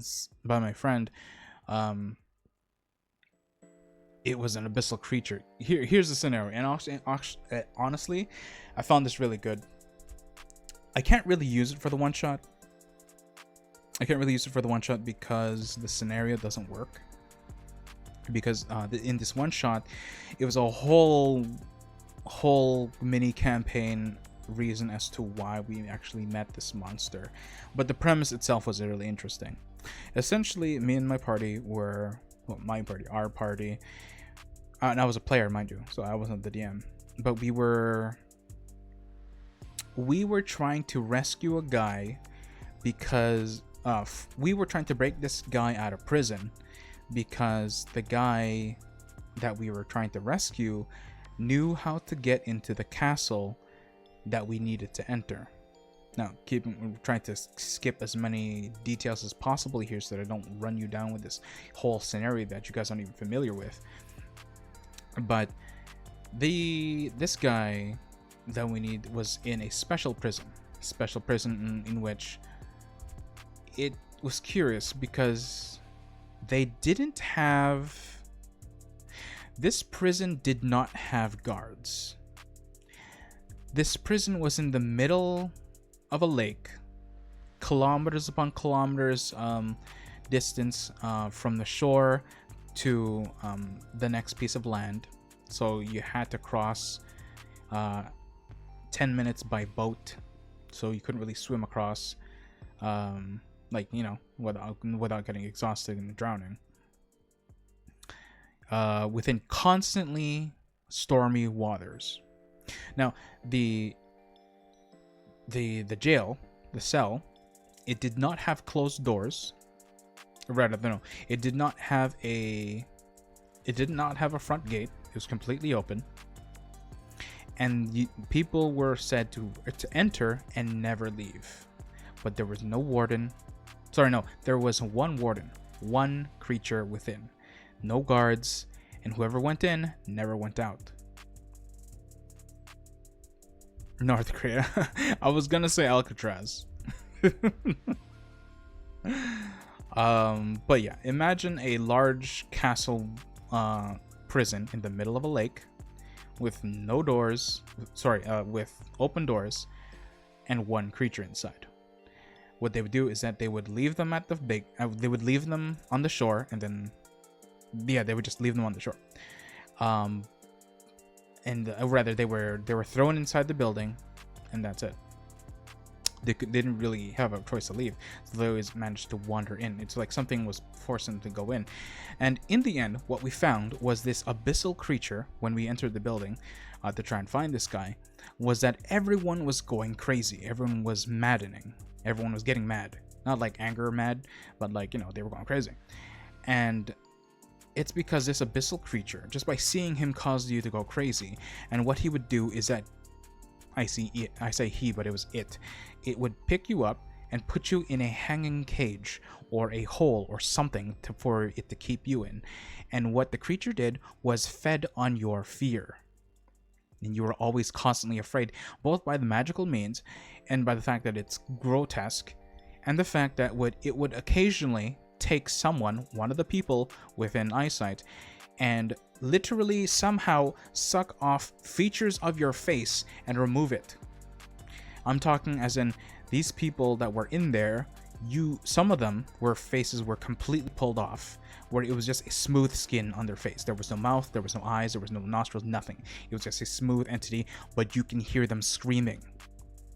Some of them were just missing an eye, but the eye, instead of just being a hole where the eye is missing, is a closed flesh crevice. There wasn't a hole there anymore. It was just closed off, as if it was sucking features off of your face. And because you were always within close proximity of this creature, it would feed off of your fear. That's why no one could leave, because they were always afraid of the creature, and it would always pull them back. Now, what the creature looked like was a large thing. Okay, think of an octopus, but don't think of an octopus like the 8 legs and like the 2 eyes, blah blah blah. I'm thinking like the body of an octopus, where it's just completely malleable. You can squish and move in any which way or direction or shape. It stood on tiny tentacles, walking around like as defying gravity, but it had these large, thick tentacles that could move and shape and contort, multiple of them all around its body. And then at the very top of this blob of flesh was this eye stalk with one beady black eye.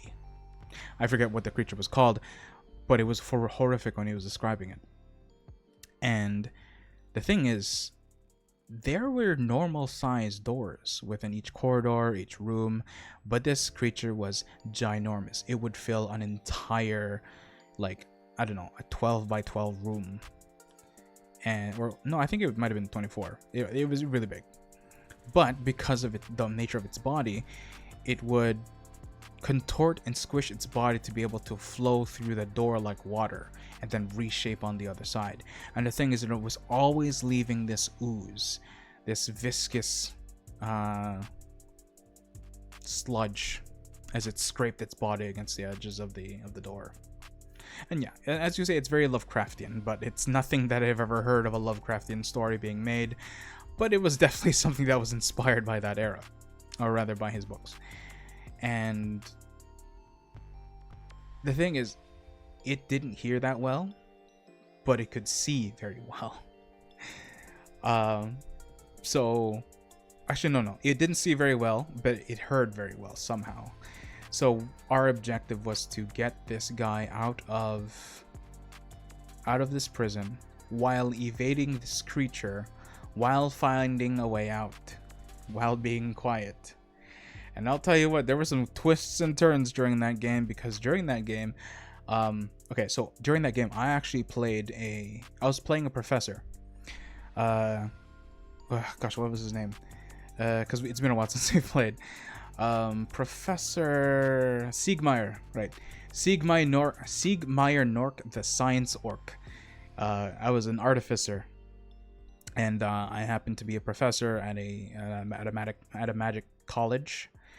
And one of the players, incidentally, we didn't plan this, he was a student of magic. He was a wizard.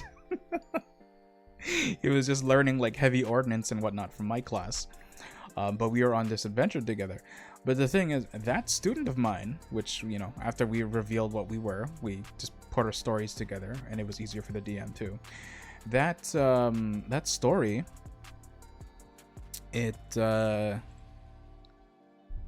sorry, I had to click on something here. He was going through a lot of shit, let's put it that way. He had a haunted past that I didn't know about, and he was going crazy because of the monster, and it only amplified the crazy bits that he was dealing with. Not crazy bits, but like his traumatized past. So if you add his traumatized past plus the craziness, he started doing some wild stuff, and apparently there was an entity looking over my student. And at one point when we all got captured, he started calling this guy.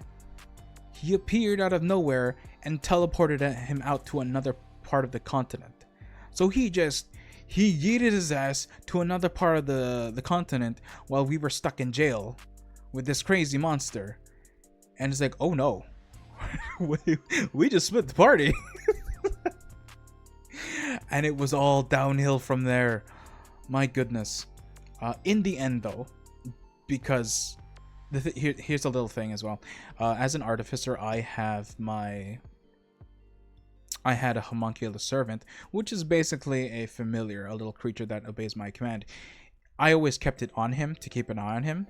So when he teleported out, he brought my servant with him. So he had a piece of me with him. And that kind of helped him remotely that way. I know it's not for anyone who might listen to this. I doubt anyone will. But like anyone who is listening to this, we did allow it so that I could remote control the homunculus and see through its eyes. Basically like a normal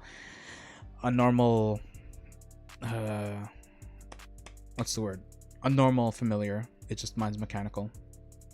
And it helped him out, and the DM let him teleport back, but at a random spot. So we had the party. Oh yeah, we didn't get captured, rather like half the party got captured. So our fighter, our essentially not Geralt of Rivia, was in another part of the dungeon in this prison, while me and the monk were somewhere else, and then our wizard friend was alone, teleported into the area somewhere else. So we were in this massive dungeon trying to find each other while avoiding the creature while trying to save someone. And that was the scariest shit we've ever been through. Because we're like level 5. This thing could kill us. We were not meant to fight this. But we did, and we fucked around and found out. And oh boy, that was scary. But thanks to some, like, was he minority race? Oddly enough, he was. Oddly enough, he was. It wasn't planned. It's just, and by minority race, he was I forget what they're called, but the rabbit people. So he was a little rabbit. He was like a 4 foot tall rabbit boy by himself with only him and his magic wand. Well, me, the big, strong, half-orc artificer magic man, and a monk who put a level in wizard in. We're by ourselves, and then the fighter was by himself, except he's Geralt of Rivia, so he's probably fine. Yeah, that was an adventure. Harry Potter. I mean, he was also a blade singer, so it's like, it's deviates enough. But Harry Potter, that's good. Anyway, that's me rambling about our D&D campaign that I miss. It was that was fun, because like I advertised myself as a D&D creator, but it's been a while since I've played D&D because IRL has just been so busy. That said, obviously I am preparing to come back into D&D and play, both with my normal game players as well as a certain select few that I want to do with on stream. October is a big one though, because I have some things cooking up. Oh, ads are gonna start soon. But yeah, that's what we're doing. Back to the task at hand though. Now I do want to find at least one more creature. The thing is, even there are other interesting creatures that I want to look up, but I'm afraid of being too boring looking at these creatures. Because like this list that I had was nice because I could just go down the list, and these are classic, yeah, Halloween type creatures. So it was easy enough to go in there and read it about. But there's other ones that I do want to look at. The thing is, okay, I guess this is my problem right now. Where do I want to do like a very vanilla game with something that's not super interesting, but it's only interesting because we're playing with the story and new players? Or do we want to go like off the balls crazy with these monsters, right? But I'm kind of answering my own question here, because as I say this, I realize, okay, well, the people who I did have in mind that I'm going to play with, they are not this. So maybe I shouldn't go crazy with the interesting monsters like the Gibbering Mouther that I'm kind of looking at on Google right now. The Gibbering Mouther is really good, and it's scary, it's creepy, it's horrific, but it doesn't necessarily scream Halloween. You know, so refocusing here, and you can't see it, but I'm making hand gestures. Refocusing here, I think we are going to stick with classic monsters and a classic setting just to get the mood on as we teach these new players how to play. So like you say, Grizz, living armor is always good. In fact, this reminds me of this anime that I love dearly that I actually haven't finished watching yet, called Delicious in Dungeon. Now, anyone who has seen it, you know what I'm talking about and why I love it. Especially if you watched my content before, I love food.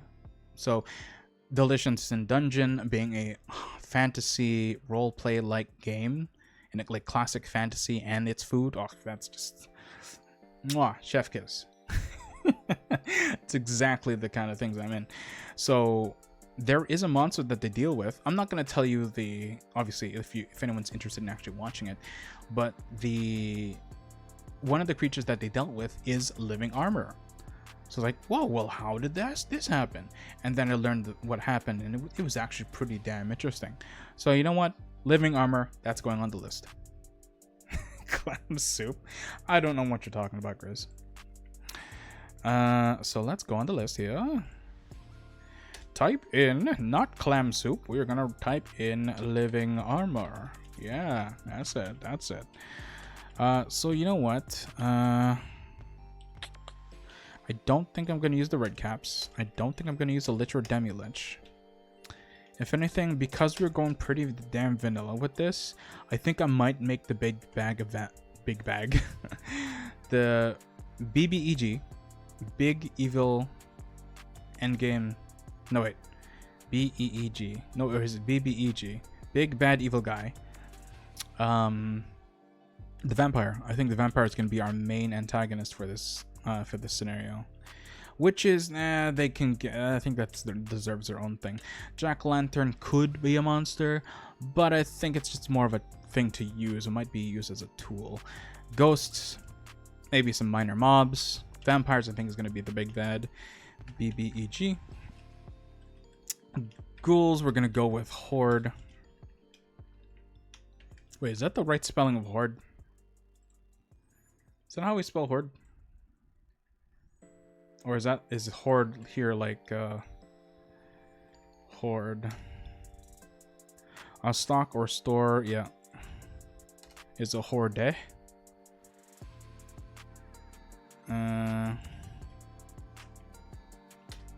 HORDE. A horde of tourists. Yeah, okay, it's HORDE.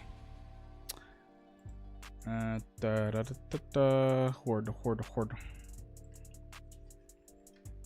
Ah, crap. I pressed the wrong button. Horde.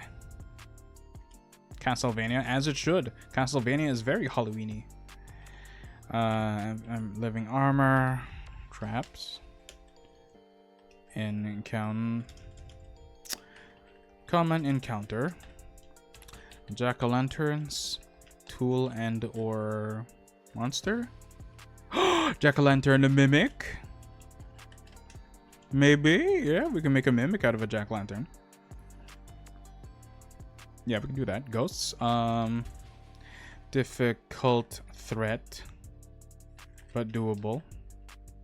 To guard an area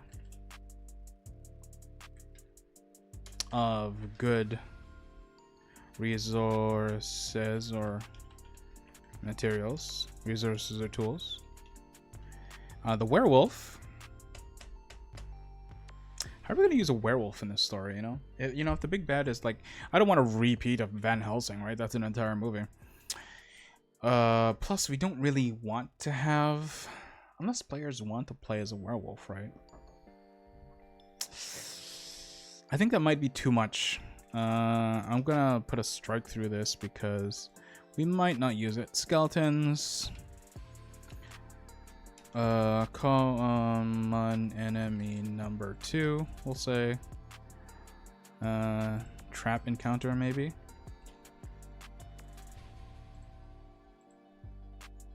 Maybe make one of them a cursed item.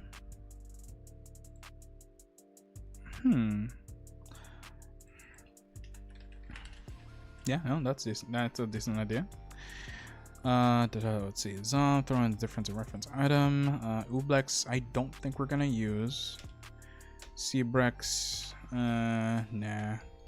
Illithids, nah. Mimic, Mimic, maybe. Maybe, 1. Trap and counter. Shadow, I'm thinking in the same line of ghosts, but I think it'd be better for ghosts or shadows. You know, to put 2 might be a little much. Vampires, BB, BBEG, Black Cat, NPC. We'll put that maybe at the bottom here. Banshee, ooh, what can you do with the Banshee? More, it's a difficult version of a ghost. But like, you know, how unnecessary is that?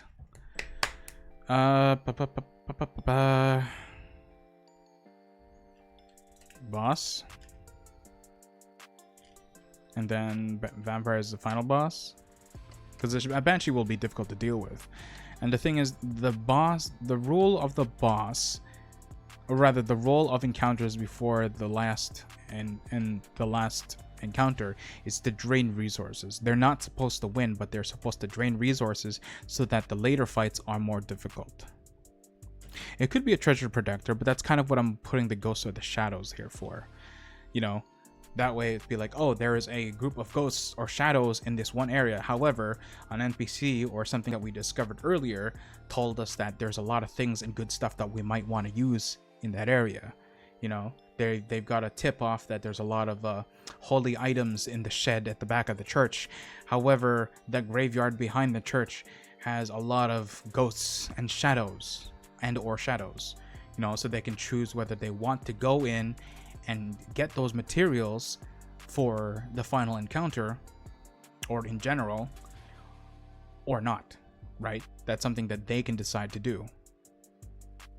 It'll be difficult, but in the end, they will be rewarded handsomely with things that can help them in the long run or immediately. Hell, it could just be a lot of healing items, right?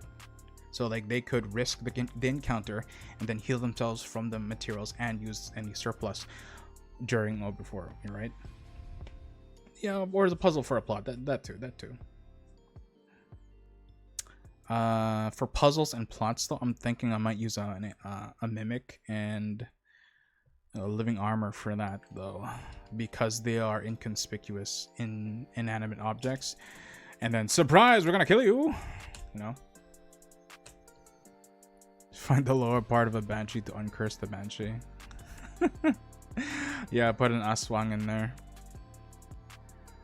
The thing is, that would be scary, but again, I'm trying to cater this to a specific group of players who may not know that lore, right?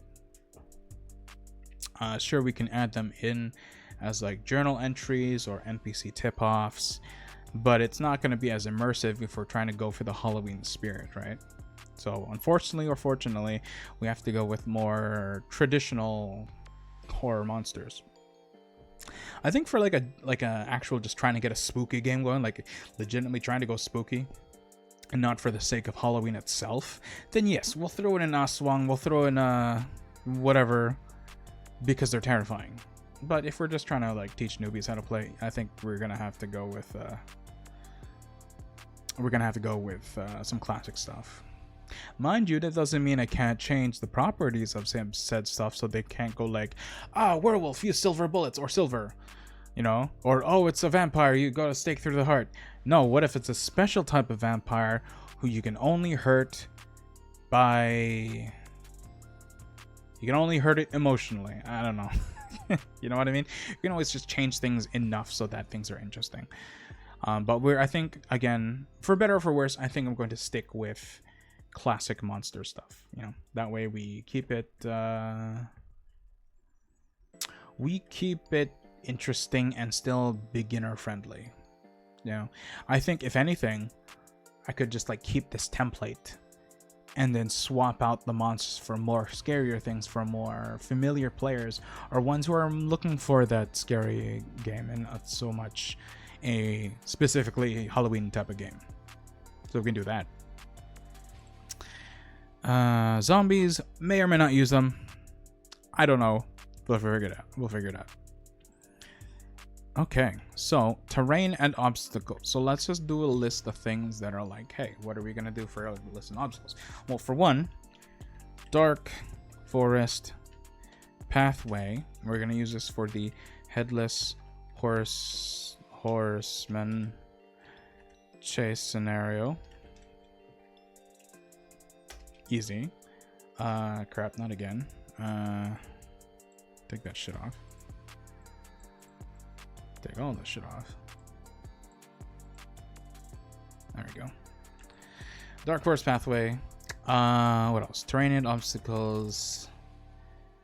I'm thinking things like a mass grave.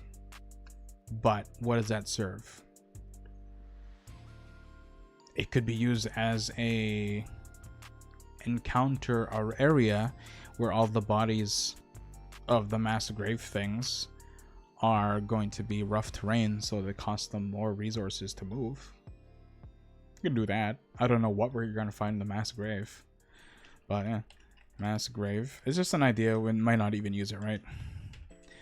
Bodies as rough terrain.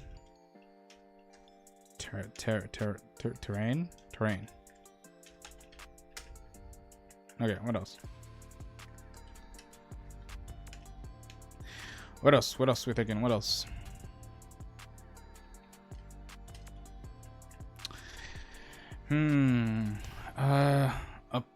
Right.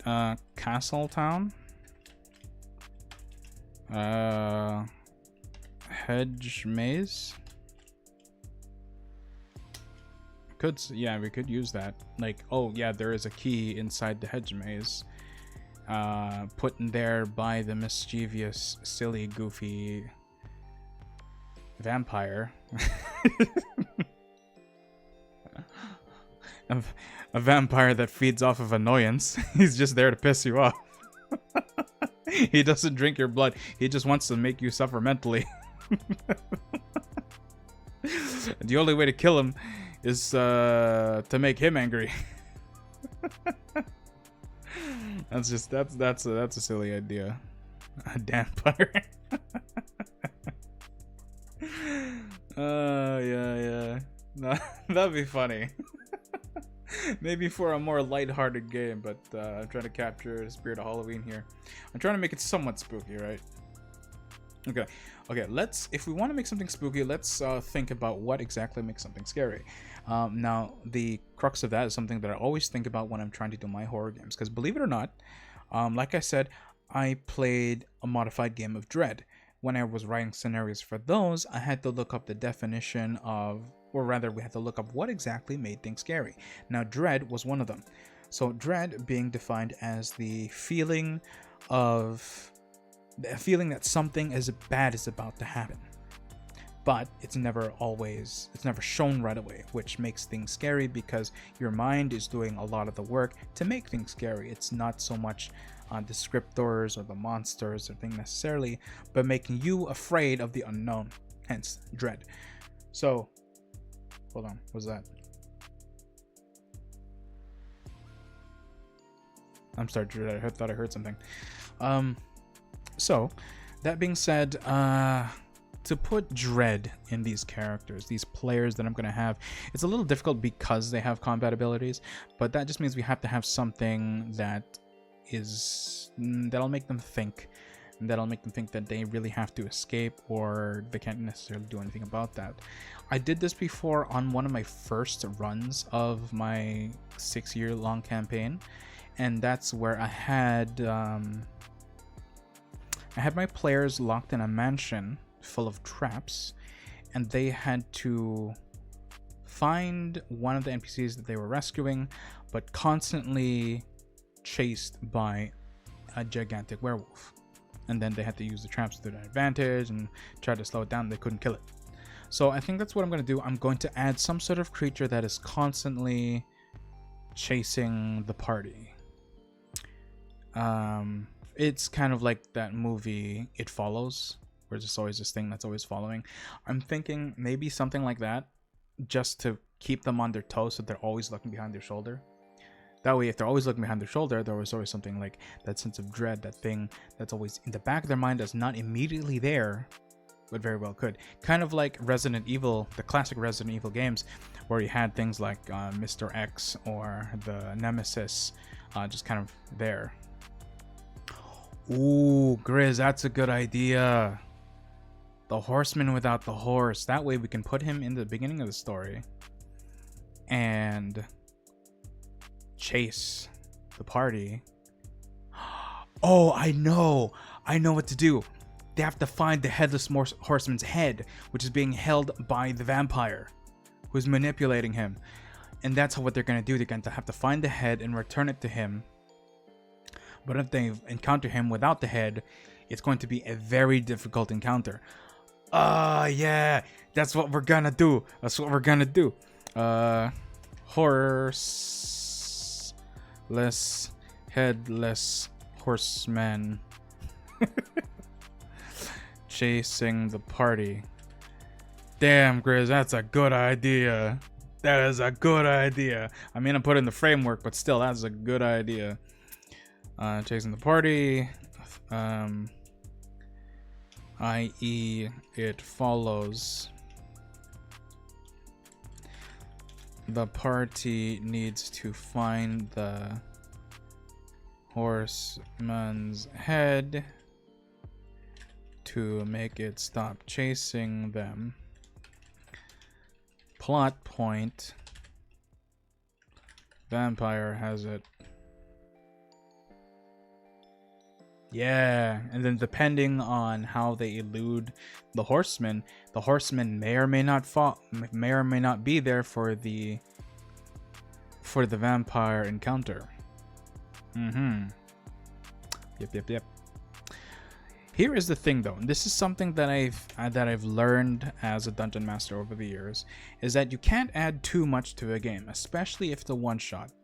Because a one-shot, not everyone, especially new players, are down to play more than 3 hours. You know, my one-shots are almost always 3 hours, give or take a couple minutes, depending on player decisions and how fast I can get people to move. But there is that. And it was one of the first few lessons I learned as a DM is, you know, don't put too much. You know, simple is fine so long as you can supplement it with interesting things, and as long as the players are having fun. You know, got to keep things moving. You can't have them, because they're gonna get frustrated if they're playing and you're stuck on a puzzle for too long. You gotta light a fire under their butt and get them moving, or else they're gonna get bored. You're gonna get bored, and it's just not gonna be a good time. So I'm wondering if this is too much. You know, maybe the horseman is the main antagonist and the vampire is not a main threat. You know, if anything, maybe we remove the vampire from the story altogether, and it's just put them in a situation where they know they have to find the head, and they have to go through this castle town and find the head while this thing is chasing them constantly. You know, that way we add a sense of dread. They have a clear objective. We have a setting. And yeah, and we keep it simple. So I think there might be too much here already. I think that we can actually stop putting the vampire as the big boss. It's not gonna super scream Halloween, because you know vampires are so close to the Halloween thing, but it still adds that stuff. Skeletons, maybe we won't even use. Maybe we'll just use ghouls, right? Because they are stronger than, these are level 4 characters, right? They can handle ghouls. So, and maybe not shadows, because that's instant death and they're new player. Let's not fuck with that. As for the Banshee, that's just a harder version of the ghosts. Honestly, to make things difficult, we could just use a lot of ghosts and just command them en masse instead of individuals, right? And we already have ghosts and ghouls. So actually, we have a horde of ghouls. We don't really need ghosts then. If anything, we can just use a Banshee as a mini-boss. Mini-boss or guarding resources. You know? That way they don't have to deal with the Banshee, but if they do, they're handsomely rewarded. The ghouls are just going to be common enemies that they can try and fight as they try and do whatever it is. The living armor, I think, is going to be a trap encounter or a puzzle encounter, more like. Puzzle encounter. So less fighting, more thinkies. You know? The Banshee and the Headless Horseman were lovers.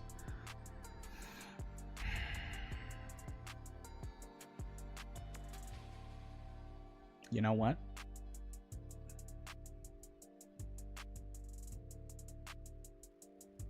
What if the Banshee hit the head? What if the Banshee's the BBEG? Big bad evil girl. You know, what if they were lovers, and the Banshee just like hit the head despite him, and he's so mad, and he's thinking that these people are, and he's constantly thinking that the new people here are like conspirators or something. So he couldn't tell because he doesn't have a head. You know, he's just trying to chase anyone away, or chase anyone who might have the head, including the party members. What if the beginning scenario is that they were sent on a quest to do something, and in the midst of traveling back, they were chased by the Headless Horseman, wherein they were led to this castle town where they could not get out? You know, what if there is a fog that's stopping them, a curse from the Banshee? The Banshee's controlling the fog, stopping anyone from getting in through the fog to get out. And it just so happens that the Headless Horseman is always bringing these people in, and therefore they can't get out, because in order to get out, they had to defeat the Banshee.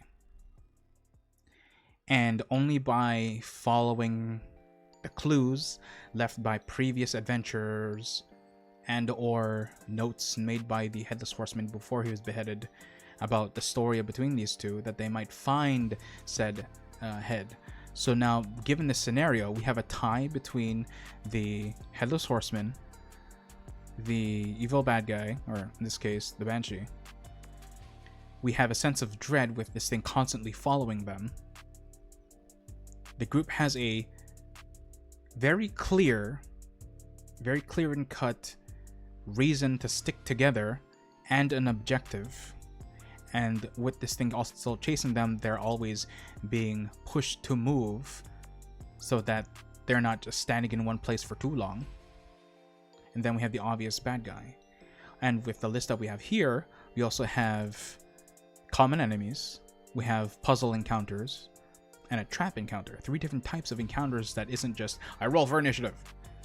You know? We don't need zombies then. We don't need zombies. We don't. Actually, we can kind of mix that with the ghouls. The zombies will just be easier to kill. So like, it'll be like, oh, there's hundreds of zombies here. What do we do? Throw in a bottle of oil, light it on fire, they're dead. You know, it's like a threat, but you can bypass it with a bit of ingenuity.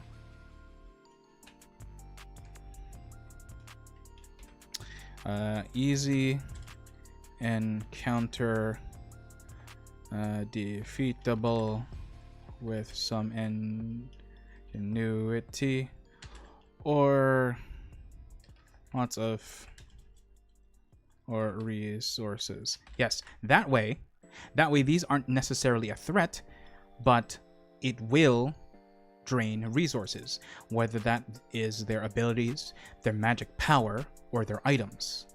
You know, that way it's easy, it's doable, but they also have to think about power and item conservation. That's good shit. The thing is, even if they do Unga Bunga their way, they're still using resources, you know, because they will take some hits. Mathematically, there might be enough things that it'll dwindle down some of their HP.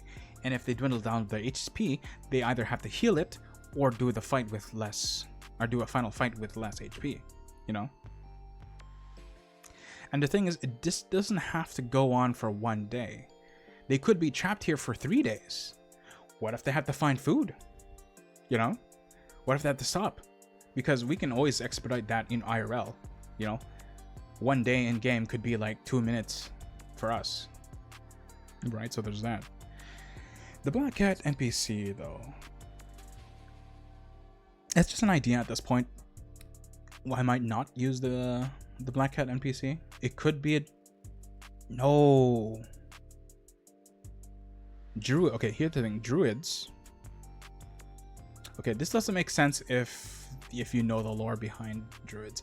But druids, essentially, once they reach the maximum level, they do not die of old age. They don't. And they have unlimited wild shape, which means they can turn different animals. I was thinking, what if the Black Cat's a druid? But the thing is, to be able to not die from old age, you have to be level 20, a max level adventurer in that class. There's no way that someone with that strength is going to be hindered by the creatures here within. And even if it's a curse, it's like, nah, there's no way. Someone that strong could just easily like undo the curse. Druids are hella powerful. There's no reason why they'd be done in by a curse like this. But narratively, that's true. Elf, just because like elves, just because druids can not die via old age at maximum level, doesn't mean that we can't just put in a long-lived creature normally. So it very well could be an elf or any other race that just, sorry, species, as they say in the new D&D content, which, you know, makes sense, but still. Any other D&D race or species that lives longer. So it very well could be this wild-shaped elf or whatever that has been living here for a while and cannot figure it out. They're the last of their old party members, and they're scared to change form, else the headless horseman will find them. So they're hinting to help. So they're trying to help these new players, these new adventurers, these players, to help solve the problem, so that they themselves and them can get out. Yep. Thinking about things logically just makes it right itself. It also helps that you're, you know, giving feedback, Chris. Film NPC. Let's see. Long-lived species NPC that got trapped within the foggy castle town. Needs help getting out of the fog. They do not leave wild shape, often for fear of the headless horseman finding and attacking them like before. Still, words are enough to help inspire a tale.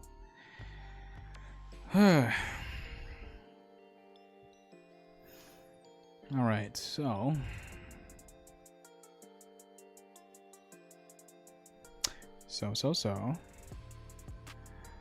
I've been writing in the wrong spot, huh?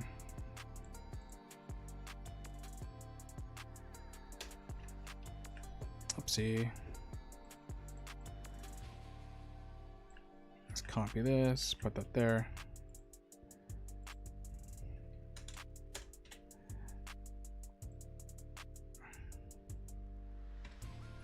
There we go. Yes, yes, yes. Hedge maze. Okay, well, let's. You know what? Let's do this. Let's do this. Scenario.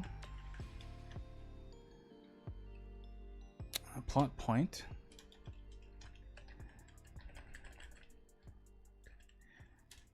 Hit it. We're gonna have scenario. We're gonna have terrain obstacles.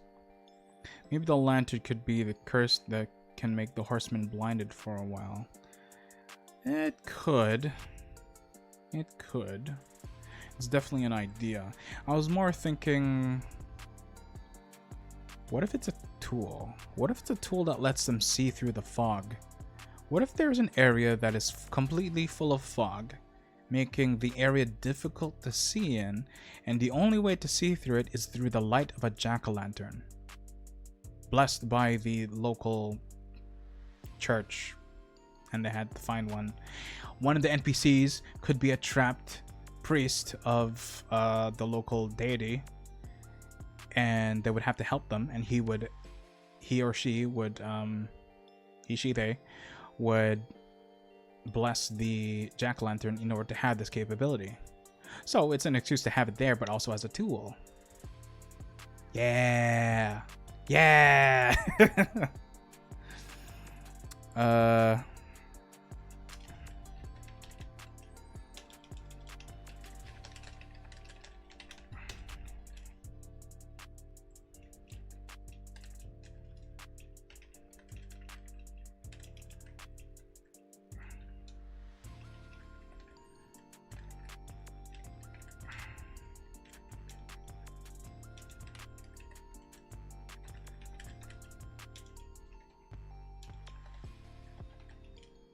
Yeah. Okay, Banshee, ghouls, living armor, trim, blah blah blah. Terrain obstacles, hedgemates, castle town. That is setting. Let's see. Let's put this encounters. No. Locales, dark fantasy. Grace. Yeah. So these are fine. And then monsters / encounters. Banshee, mini boss. Ghouls, horde, living armor, puzzle encounter, horde encounter, trap encounter, zombie, resource draining.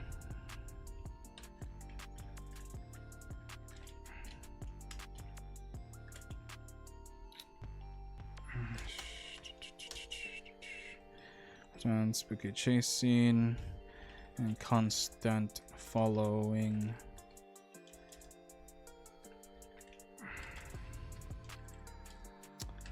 I.e. it follows. Black Cat NPC, that's an encounter. That's an NPC encounter though. Local trapped priest in bug, needs party help and will provide magic items if given materials.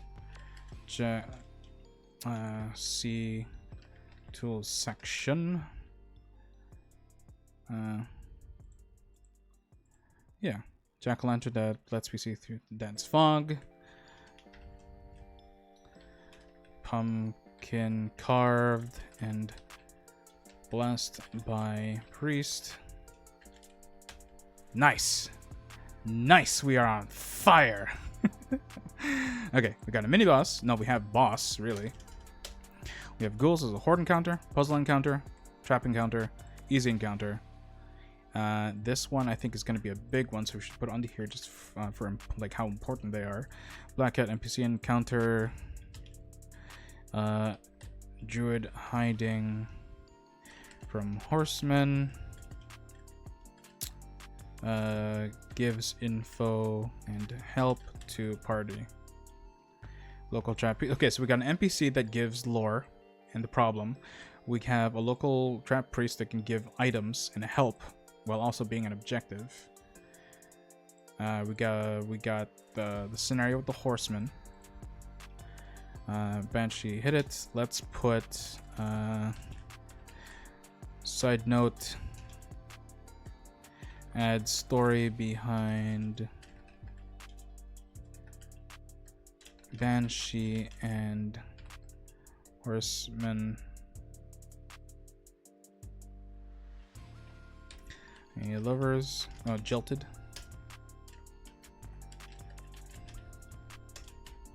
Black cat, long lived species, blah blah blah.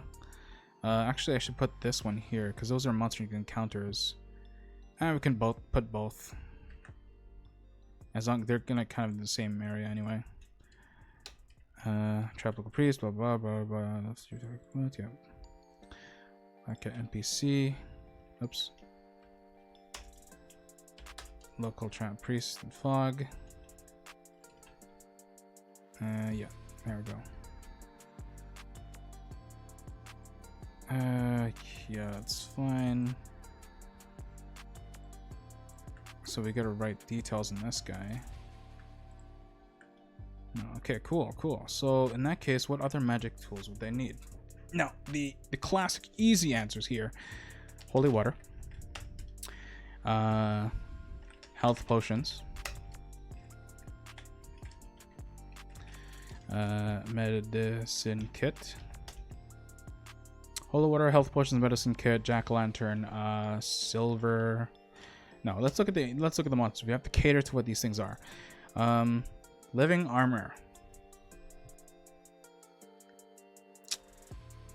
Oh. Let's give them a scroll of heat metal. We'll see if they figure out how to use this. Because if you've watched Delicious in Dungeon, this might help. Or who knows, maybe they'll use it to light a fire and then waste it. I don't know. Jack-o'-lantern, holy water, health potions, medicine kit, scroll of heat metal.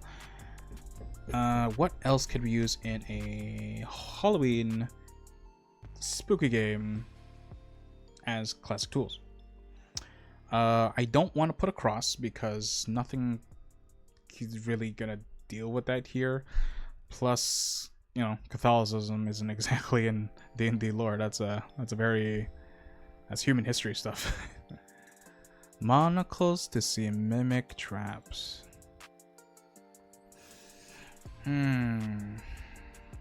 It's a good item, but we want the players to get caught by the mimic. So no. I want to see them get caught. If they manage to find it, well then, you know, good on them. I mean, it's not a bad idea, mind you. It sounds like something that I would put in my game, but like, again, we're trying to spook these people, but be reasonable about it, right? I'm not going to just not say anything about the mimics, right? Like the mimic, I'm gonna make the mimic gets the... Oh, I see. To deal with the Headless Horseman, right. Okay, let's think of things the way to deal with the Headless Horseman. A map that shows where he is. Now, logically speaking, why would that exist? I guess we could say how a previous party member a previous adventurer who was stuck here made it, but they couldn't get out and died. But they left that magic item there and it's still there, so it's constantly tracking him. But see, if we do that, if that item exists, then that takes away the constant fear of the Headless Horseman chasing them. Because if you know where he is at all times, well, there's nothing to fear unless he's right there, right? So I don't think that's gonna help our case. What about the druid? What do you mean?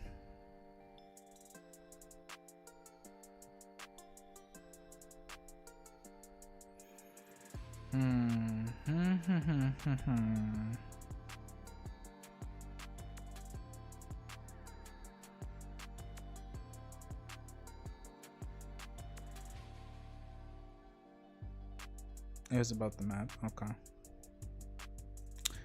Well, what other magic items? If we're gonna deal with, the thing is to deal with the headless horseman, he's supposed to be this OP entity that they cannot kill. That's what's supposed to be dreading about it. You can't kill the thing that's constantly chasing you, but it's always slow. Oh. A cloak of invisibility. I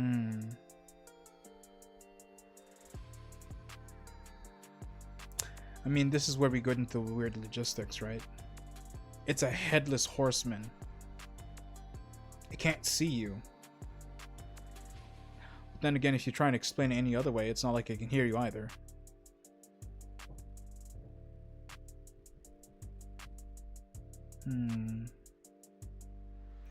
Okay, so a magic item.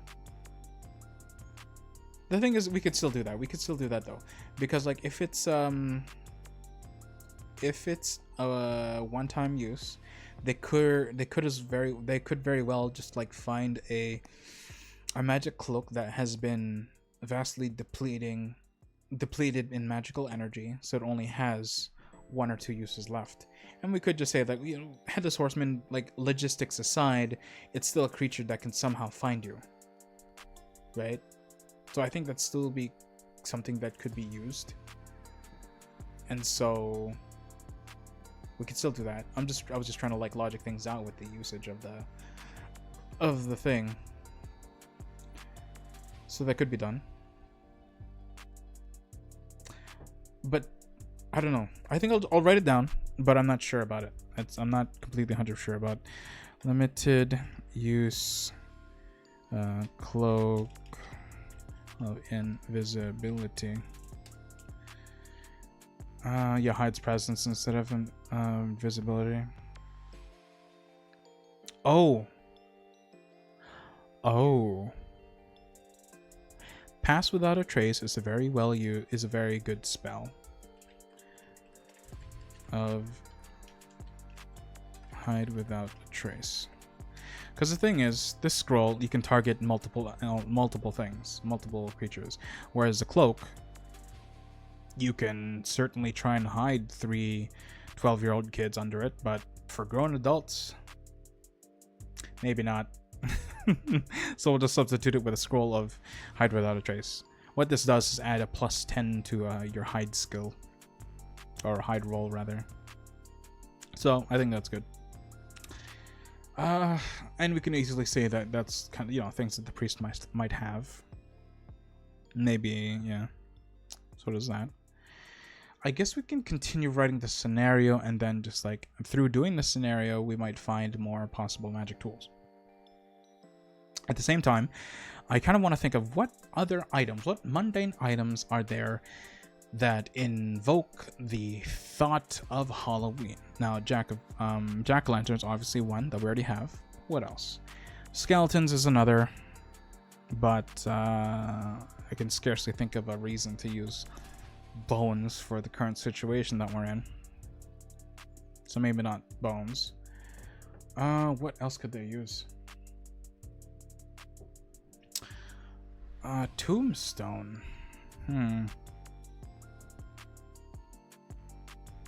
You're right, because it's not like all the items have to be sold or given by NPCs. They could just find it out in the open, right? They could just find it here in this castle town, because they're in a town. They're not in, you know, they're not in the west. They're not in the Wesker. Is it a Wesker's Resident Evil? Is that Wesker's mansion? No, Wesker was an agent. I forget what the mansion's called in Resident Evil 1. But they're not in the mansion. They're in a town. So there would be things out there. A tombstone, though, that it's pretty damn heavy. You know, and I'm thinking even a seasoned adventurer wouldn't really have much use of a tombstone. Hey, Kai. Thanks for stopping by. We're just talking D&D brainstorming. DMing this fall? Yes, I am. I am currently writing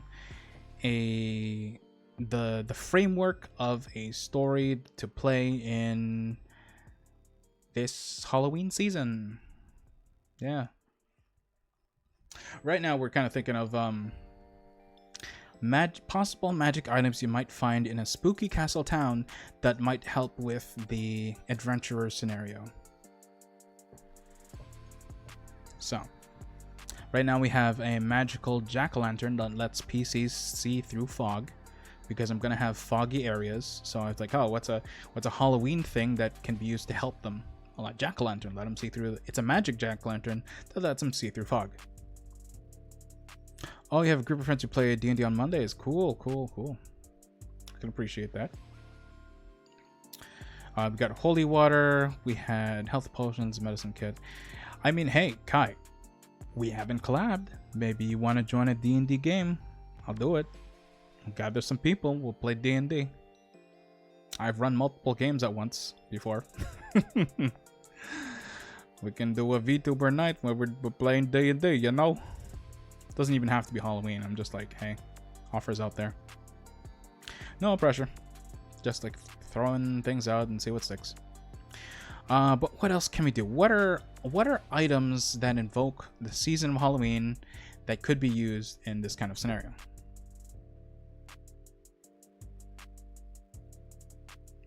In case there is a horse. Oh, interesting. Maybe there's multiple horses and they can use it to run away from the... I mean, that'll have to be in the beginning, so I don't know how to really use that. Because what I want them to do... Because if the Headless Horseman is constantly haunting these players, it's gotta be it's gotta invoke dread, right? The Headless Horseman can't catch up to them right away. So I don't want them to have the horse all the time. What if an item that essentially takes the horse away from the headless rider, right? So the Headless Horseman can't bring the horse everywhere because of space limitations, right? If they go in a building, he's not going to go in there with the horse.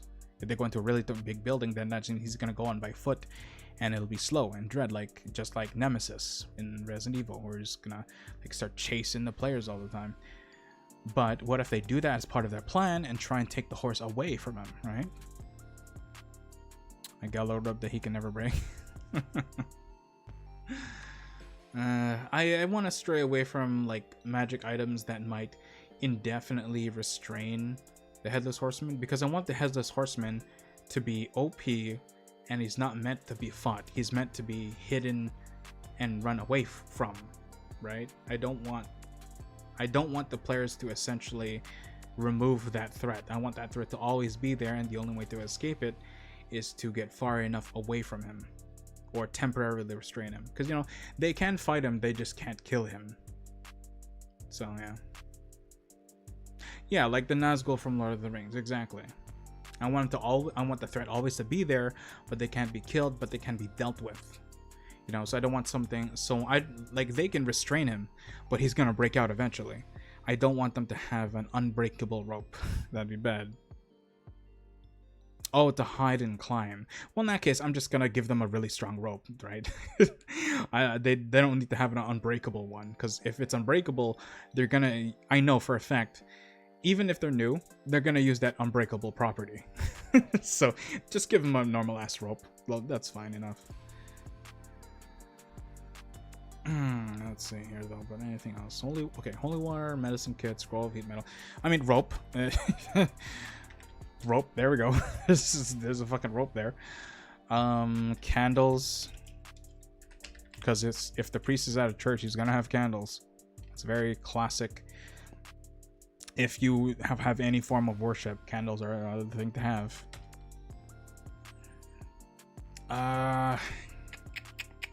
What else?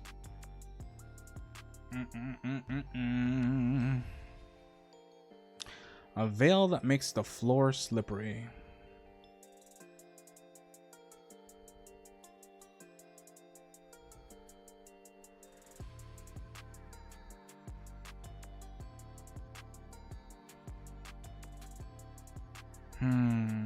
I love how your shorthand for Headless Horseman is 3H.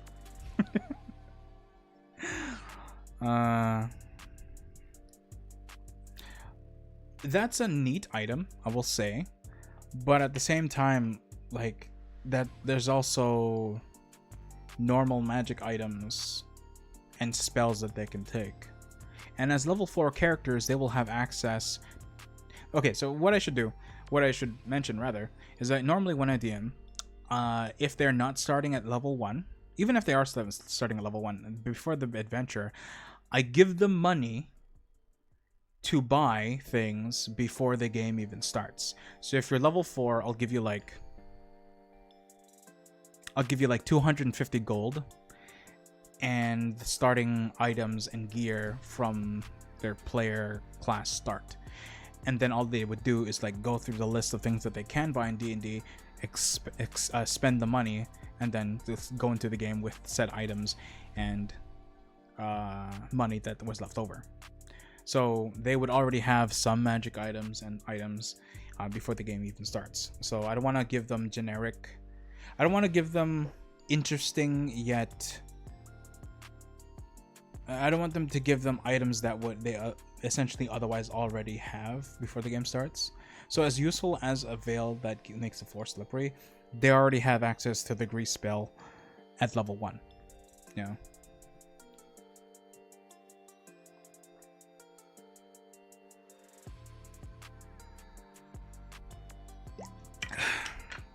Yeah. Not to like to push your idea down. I think it's a nice idea, but I gotta think about, you know, what they might already have. I don't want to double down and put more work than I need to, right?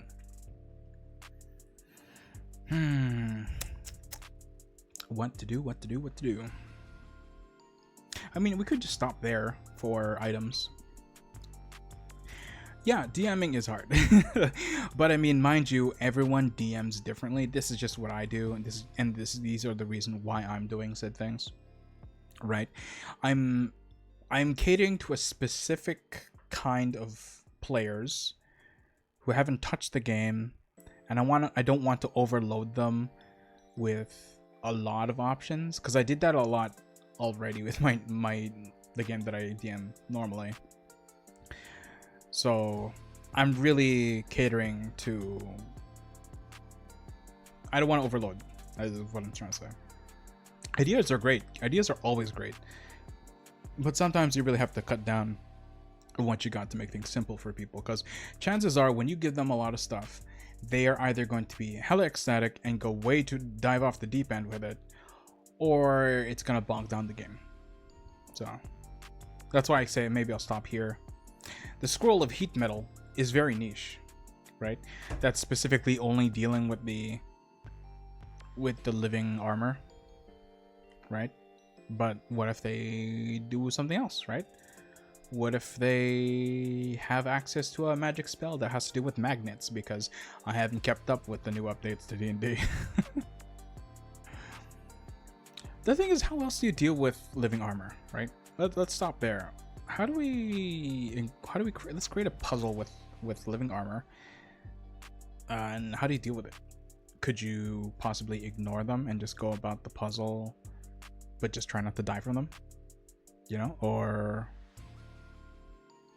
what else do you do over there? Let's see here. You know what, while we think about this, I am going to go to the washroom, take a quick break, and I'll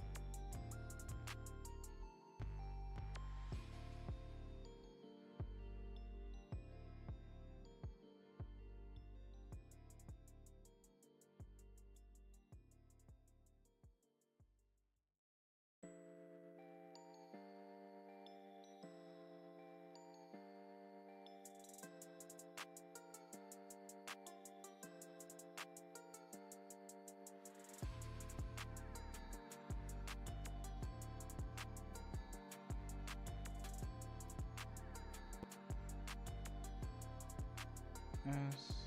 Vice steps. What's going on here?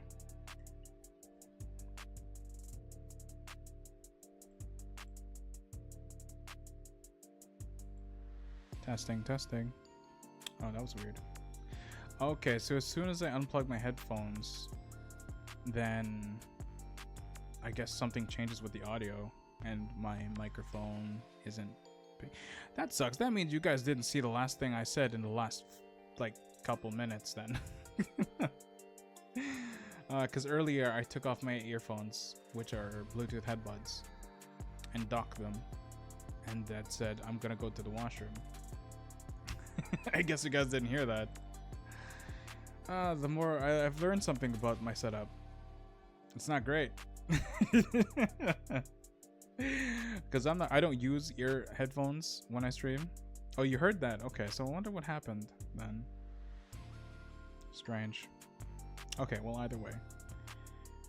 Where were we? Right. The scenario.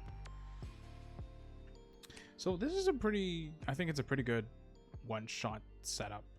It's not too full of shit. It's got dread, it's got the clear objective, it's got the big bad. I think to do the rest is to just add the details, i.e. how would the players know that how would they know about the thing that's chasing them, right? Like, they'll clearly be chased, but they don't know why. And how do they know to bring the head? And where will they know where the head is? I have to put down the clues. I got to put down the blues clues so they find the thing, so they can figure out the story and figure out what they have to do, right? Because if that isn't there, then they're just gonna be being chased by a monster and they're gonna run around like chickens with their heads cut off, not understand, get frustrated, and not want to play again. We have to give them enough breadcrumbs and little treats and rewards where they do have player agency and they can figure out the story by themselves without just being told a boring story, right? Dead Adventures Journals. Yeah, but it seems that's a kind of I think I want to use that for sure, but I don't want to use that whole thing, specifically because while it does give a clear-cut picture, it's also pretty damn lame to just read the story and that's it. You know, it's a lot more interesting to like see a scenario, like see like environmental storytelling rather than just text in a book. You know what I mean? I mean, like, games do that where they do have audio clips of previous recordings, and it's not bad, but there's also scenes and stuff that'll help them tell the story or emphasize the story without saying a damn word. And that's kind of the things I have to think about, these little details. Now, these, I'm not sure if I want to do it on screen, like on stream rather, or just think about it as I go until the day we run this. Whoever we're running this with, you know, might just be shower thoughts or something. So I don't know.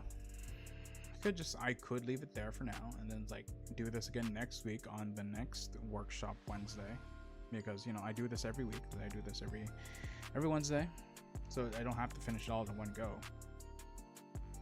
Or I could wing it the day of.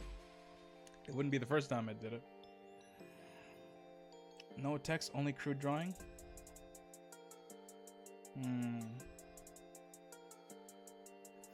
It's not a terrible idea.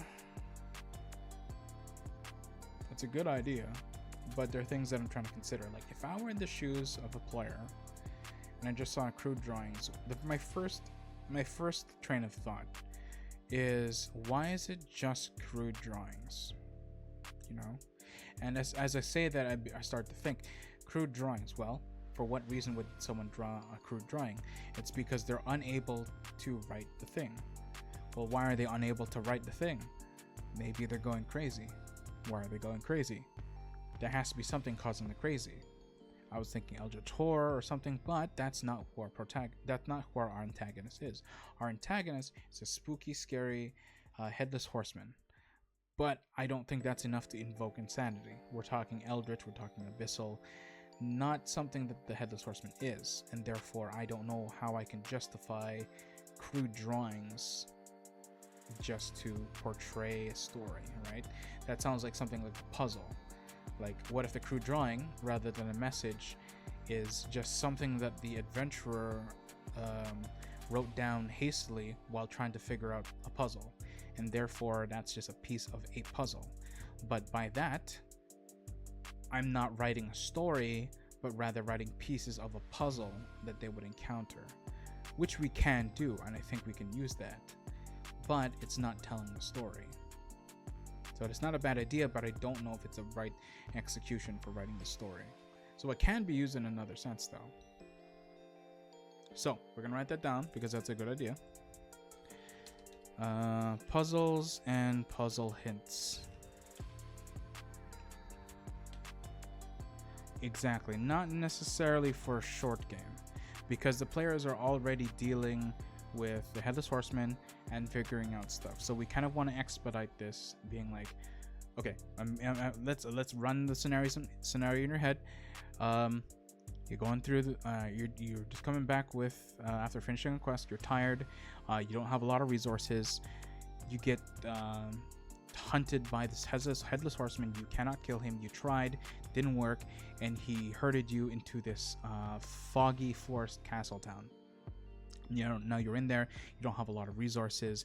You try and escape, and you manage to lose him, if only a little bit, because you know he's somehow hunting you. Well, he's around. He doesn't know where you are, but he's hunting you.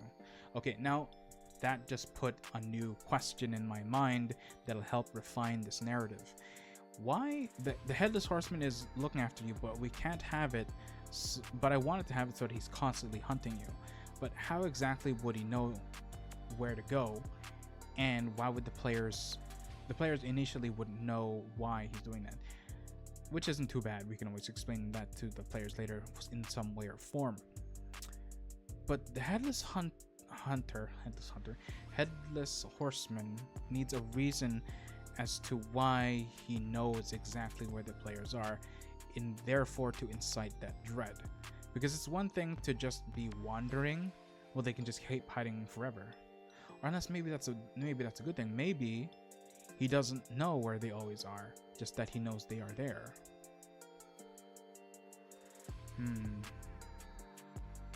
Right? Because to incite that level of dread, the players have to be aware that it is looking for them. What I'm deciding right now is, does the Headless Horseman always know where they are and is slowly making its way?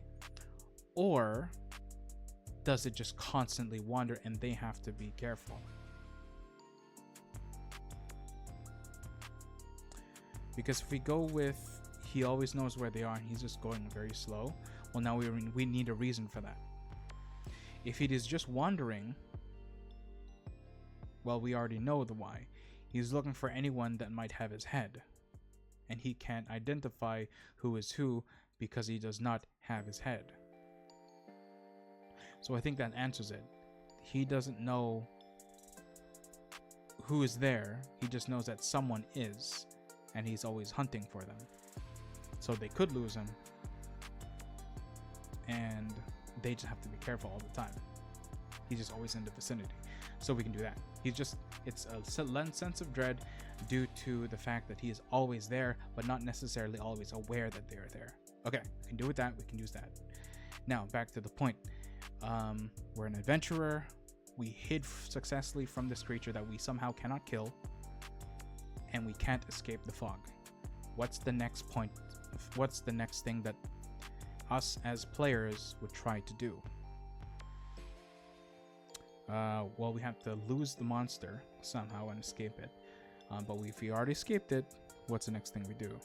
I think that's where the NPC comes in to dump in some story without being too... Whoa. Hi, guys. Hi, Shrike. Bongo, Cyber Tiger, and Archie's. Thank you for the raid, everyone. Hello, hello. What were you guys doing? I see this was a group effort again. At least I assume so. Hello, everyone. Thanks for coming in. I hope you guys have a great stream. Hope you guys had a good time.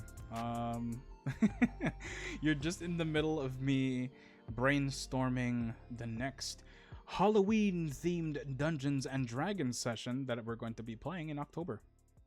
And I say we, but I mean, like, I don't know who the players are.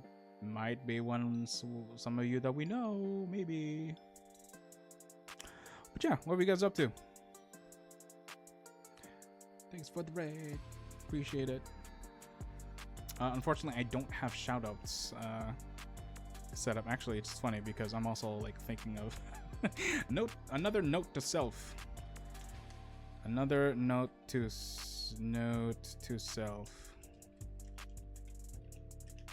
Create shoutout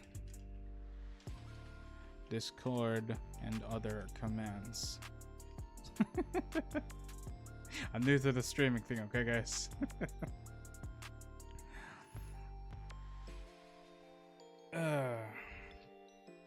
Anyway, where were we?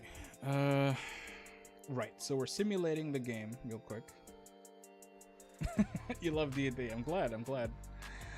We love D&D in this house, rather in this dragon den. Let's see here. What? Okay, so imagining the scenario. We're in foggy castle town, hunted by the headless horseman. He's always around. We find this NPC. We find the cat NPC that we wrote earlier, where they are one of the adventurers that were also hidden here, and that's where they're gonna dump their story. They're gonna role play why they're here and give them the headless horseman's motives, and that'll give the players a clear understanding of their current situation, that being constantly hunted and they cannot leave the foggy castle town unless something happens. So I guess it's a little lame, but we could use this NPC as a way of saying, I figured it out, but I can't do it alone, I need your help. So that way they all have an objective. You recently backed the Kickstarter for D&D module that basically turned into Pokemon. Oh, that's cool. Nice, very nice. What's the module called? If you don't mind me asking. Because I got a friend of mine who says he wants to GM a Pokemon game, but it's like, that's a lot of work, man. And I don't know what system he's using. Because with the Pokemon module, it's like, well, you gotta get stats for both the player and all their mons. Go Beholder, I choose. It's Pokemon, not D&D Pokemon. That's just... You might as well play a druid. Shepherd circle. Let's see here.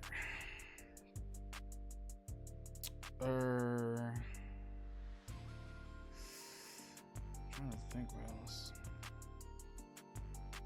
Yeah, the tabletop system for Pokemon. It's like, I don't know, man. You haven't DM'd that much as far as I understand. It might be going off the deep end. But okay, let's trying to think here. Okay, so the players talking. The mod is called Monster Trainer's Handbook. Of course, it's called Monster Trainers. It's generic enough where you know exactly what it's about, but it's not touching any copyright. Monster Trainer's Handbook. Let's see here. Man, Scatterbrain. I feel like I'm slowing down because it's getting late. Let's see here. Scavenge from that will slow down the headless horseman. Yeah, that makes sense.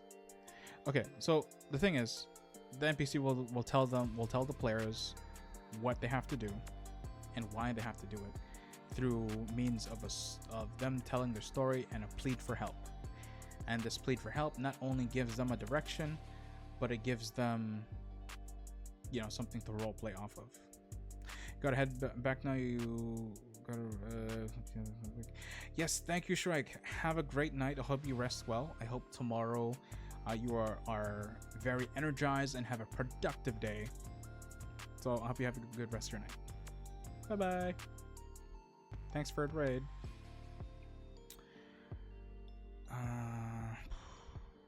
I think that might be it for like this. Okay, so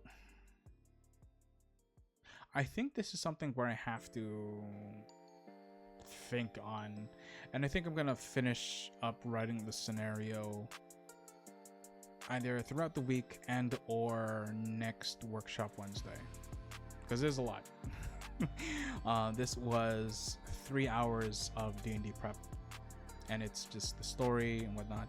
And the minute details I would have to get, of course, is like the stats for all these things, right? The stats, and then of course the map. I have to make maps.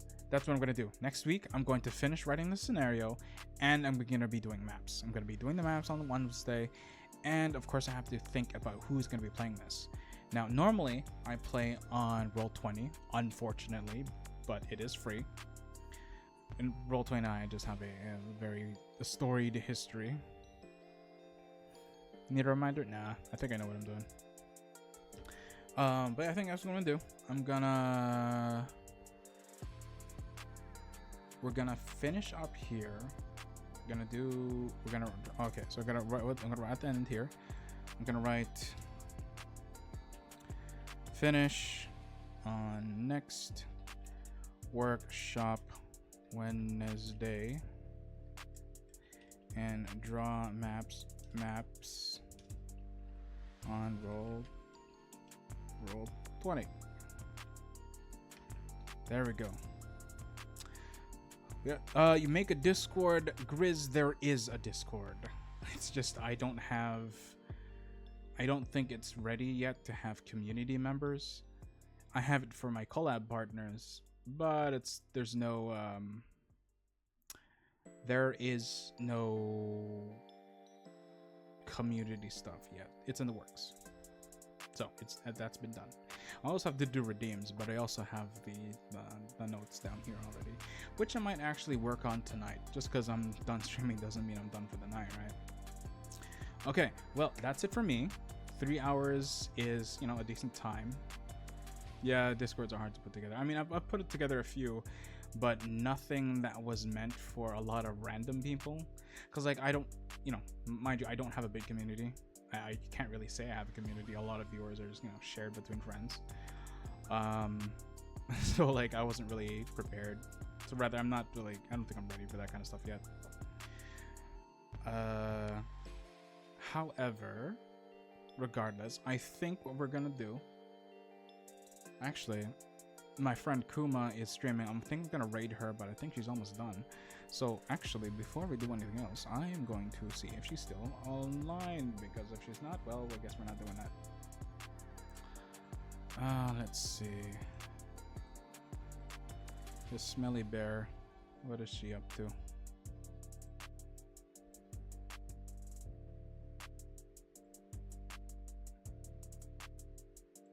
Okay, yeah, let's read Kuma.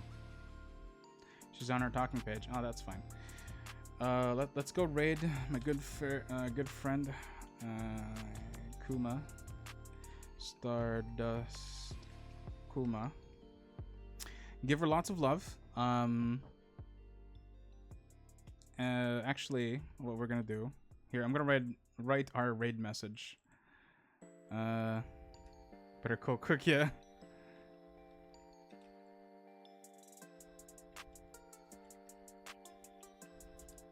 Okay, that's the raid message. Here we're gonna go. Raid Stardust Kuma. Okay, we're going. Nobody tell her. We're going right now. Give her lots of love, and see you guys next time. I'll see you tomorrow. Bye bye.